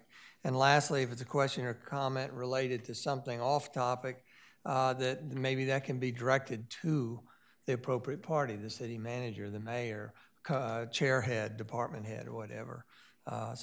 Anyhow, those are my comments. But Mayor, I thank you for effecting change there and giving it a try. Thank you. No problem whatsoever. All right, let's move to the last thing on the agenda, which is discuss the draft ordinance for administrative variance. This will be really quick, Mayor. Basically, just quick background. In the Bandstand Special Events Convention Center group, there was a few comments brought up by the members that there may be opportunities for the city to address some of our ordinances and processes to make our city more easier to deal with, from a building perspective, from other process perspectives. And so based on that discussion, there were further discussions with the committee and Chamber of Commerce and others. And one of the ideas that came forward was to look at something that's pretty common in other municipalities and in the county, and that is an administrative variance, ordinance. And so the Law and Oversight Committee, which was briefed out by its chair, I think at the last meeting, has been looking at this. There is a very, very preliminary draft that group is looking at. They intend to discuss that draft in their May meeting, I think the date to be determined.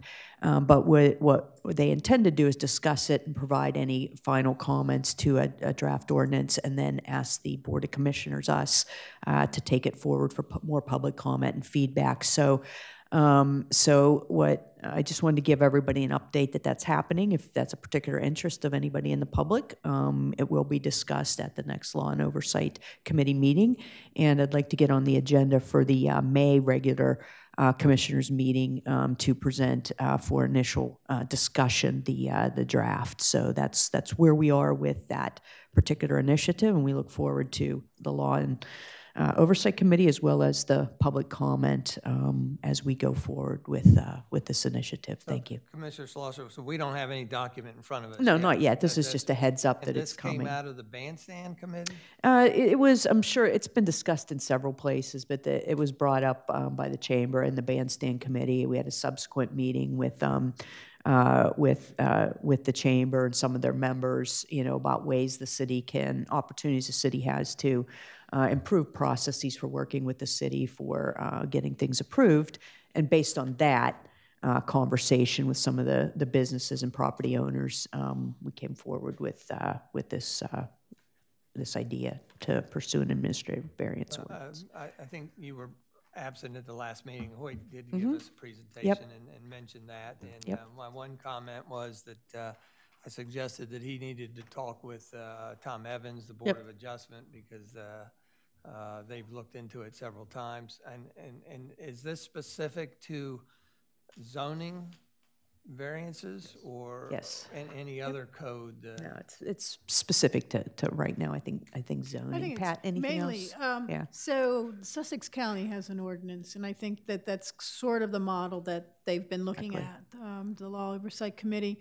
It really has to do with setbacks for the most part, and there's some leeway for so if there's going to be an encroachment of the air conditioner into the setback, if it's less than a foot, for example. I mean, and don't take this as the Bible. I don't know exactly what, but it has to do with encroaching into setbacks. And if it's under a foot, that perhaps will be up to the city manager could sign off on that. Or she could say, no, you really need to go to the Board of Adjustment. Every time I've heard from the Board of Adjustment, on de minimis variances, it was, to me, it was 1 inch, 2 inch, Yeah. 3 inches or something. And I know one of the questions I would pose is, how do we alert the neighbors to this? Because I think the neighbors absolutely. Yeah, there's a have whole right process to for talk this. about One that, was that you, as the applicant, could go ahead and talk to your neighbors in advance and get their sign off. And if not, then the city would have to contact those people.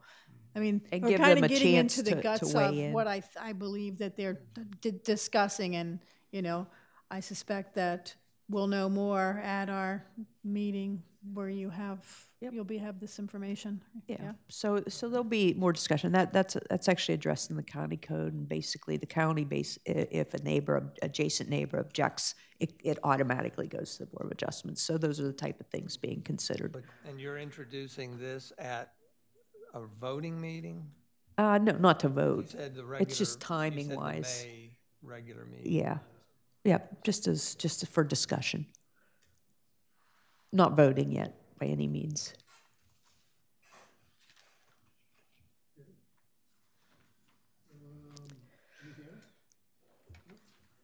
All right.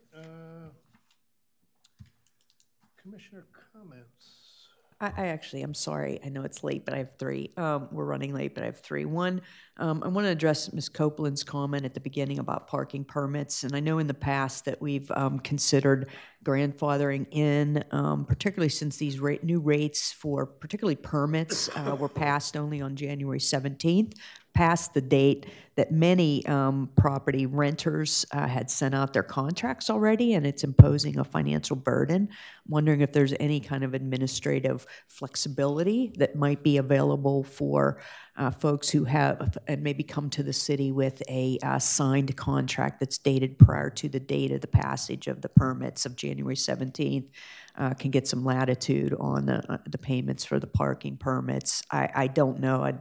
I'm willing to listen to, I mean, obviously I wanted to bring this up because I heard from more than one property owner that this is, and we all heard from them that this is providing quite a burden, given that it was not passed till January 17th and the leases I'll went address out, that right so. away. Remember last year, prior to the budget session last year, we had talked about upping the rental rate from $30. I think at that point in time, we had talked about $100. But then it came point last fall, I think, as we were, even before that, we were talking about doing it, and we had the recommendations from the parking committee meeting last August about raising the rates across the board to $250. And I think we pretty much so agreed that we postponed it from the 18-19 budget for that reason, was because of rental contracts going out. So we've been talking about that $30 to a much larger amount for the rental only extra passes for over a year. And that has been in the newspaper, and that has been in most of our conversations, I thought. So, I mean, It wasn't passed till 17th, but I'm you know, if nobody else wants to take that on, I just state that I think it's a burden, given that it was passed. Again, that was a recommendation of the parking committee. Sure. That went back, I think they actually went back further than August, but when they gave us all of their things, so. Okay, thank you. The second thing. Just a comment. Sorry, please, Dick. On that, Yeah. I mean, if there was a will here, I could support what you're talking about, but I think, for me, there's a lesson learned in this, and this was my first year through budgeting, so there's been a lot of lessons learned. And I understand the timing of when we do the budget development, and it does impact people. And so I think the more we can do what the mayor just talked about, it, and that is a year in advance, 6 months plus in advance, publicly talk about these changes that will impact people's budgets. In one way or another. I think that's only fair to do, because our sequence of doing this does bump right up into the season, and you know, the fewer surprises that there are in the budget for all of us across the city, obviously the better, the more fair, the more equitable that it is. So I think you make a very good point, Lisa, in talking about this, at least the concept of this. Thank you. My last two comments. One, we received a correspondence from the head of the parking committee, Linda Kaufman.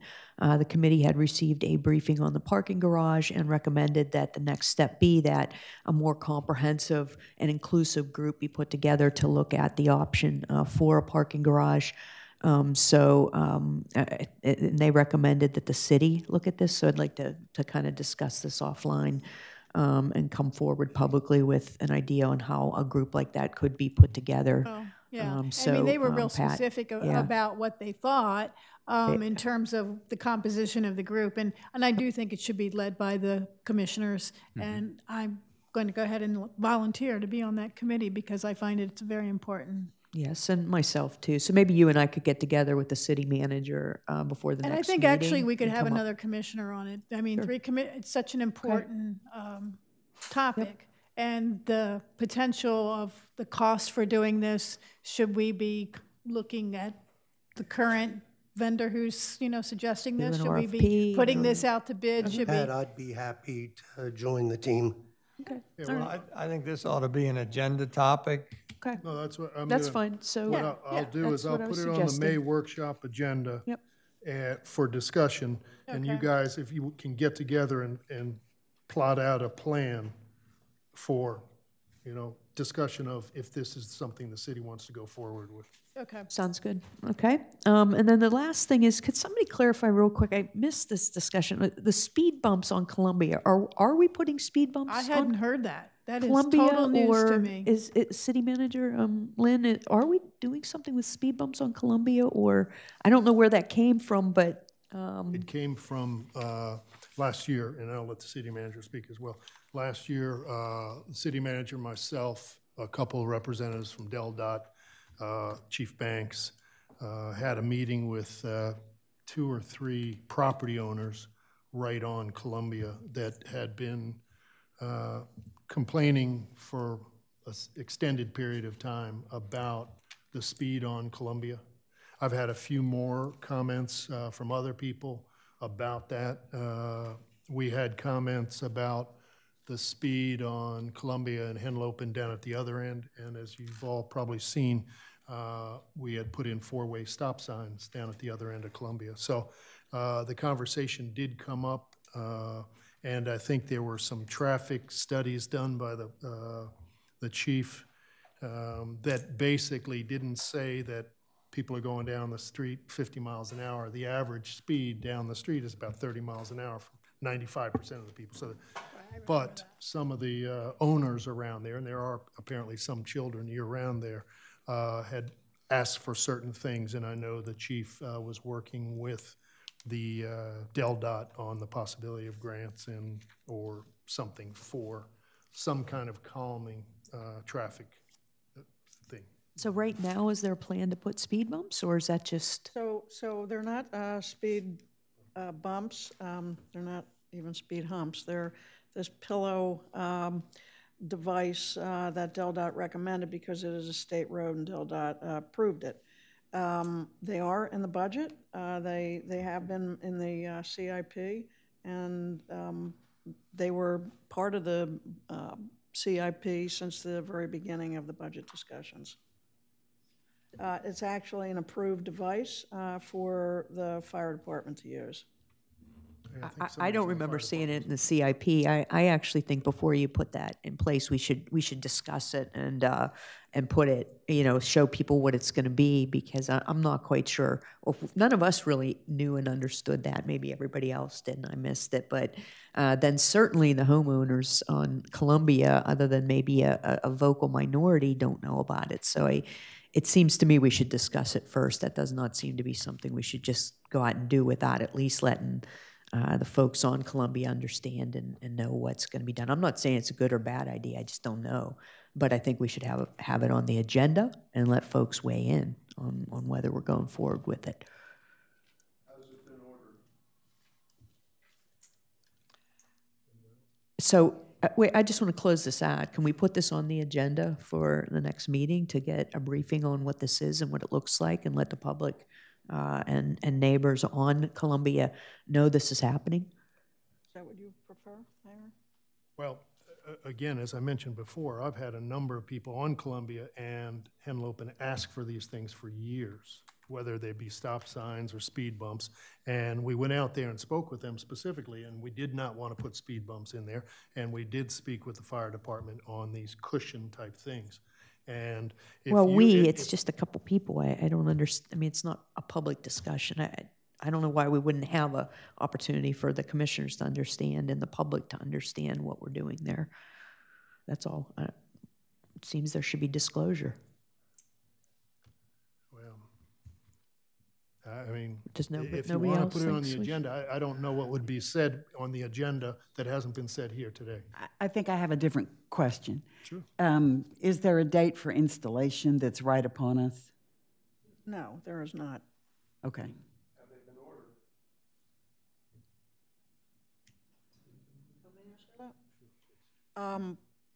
As far as I know, they have not been ordered yet.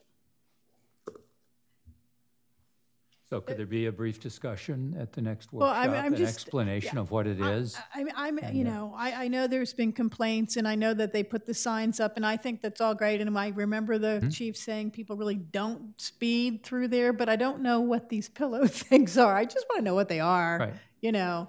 So I'm saying perhaps at the workshop, it just a just- very brief explanation, and if people want to speak to it in advance, I mean, it doesn't necessarily mean we're not going to do it, but I just kind of would be nice that just to to learn know about it. what it is. I don't even know what it is. Do you know what it is? I also have a you seen different these? question. Mayor, just to put a fine point, have promises already been made to the constituents on Columbia Avenue? That we would work on something, yes. Yes. Okay. The reason I hesitate to jump on board with putting this on the agenda is the message that it may send, that promises made may not, after all of us get involved, turn out as people have been led to believe. Now, if our discussion is nothing more than a show and tell of what it's going to be and when it's going to go in, as opposed to undoing the plan, I could absolutely support it. But if we drift into undoing and undercutting the mayor and the city manager, I don't know anything about this. No, I'm with you on that. I would have a problem with that because No. it sends the wrong message. does. Just my opinion. No, you're right. And I agree. I agree as well. Yeah.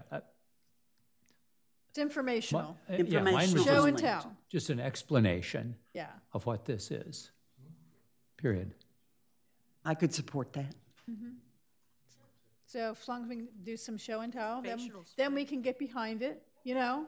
It's been endorsed by the mayor and city manager. It's nice to And be able to. DelDOT, apparently. And DelDOT, so, right. Okay, just, I don't want to take up a lot of time, and I'm not going to, I just want to make sure that mixed use is on the next agenda. And for the next workshop, I understand from the DART people that the bus will no longer go to the boardwalk. It will only go to the first loop. So I'm going to go out there on the ledge here and say, wouldn't it be great to close that off and to make it pedestrian area completely down there? So I'd like to discuss that in the next workshop. Can you give me some language on what that should look like on the agenda? And just send it to me, not now. Email. Yeah, okay, I will. Just send me an email, yeah, for the May workshop. For the May workshop, yeah. And let me just add, I sat on Friday morning with the Streets and Transportation Committee, is that what it's called? Or Yes, streets. and they discussed this. They had a very serious really? discussion around this. So it may be, I think they were looking at the first 2 blocks of Rehoboth Avenue. yeah, well, the Well- specific discussion was around just the That might the be loop a around the stretch. bandstand. Let's crawl before we dash. Yeah. Yep, no, I understand. Anything else? Anybody? Anybody from the audience? If not, We're so confused already. good. This meeting's adjourned. I know Thank you. got another one in a few minutes. Jay, does that mean we've been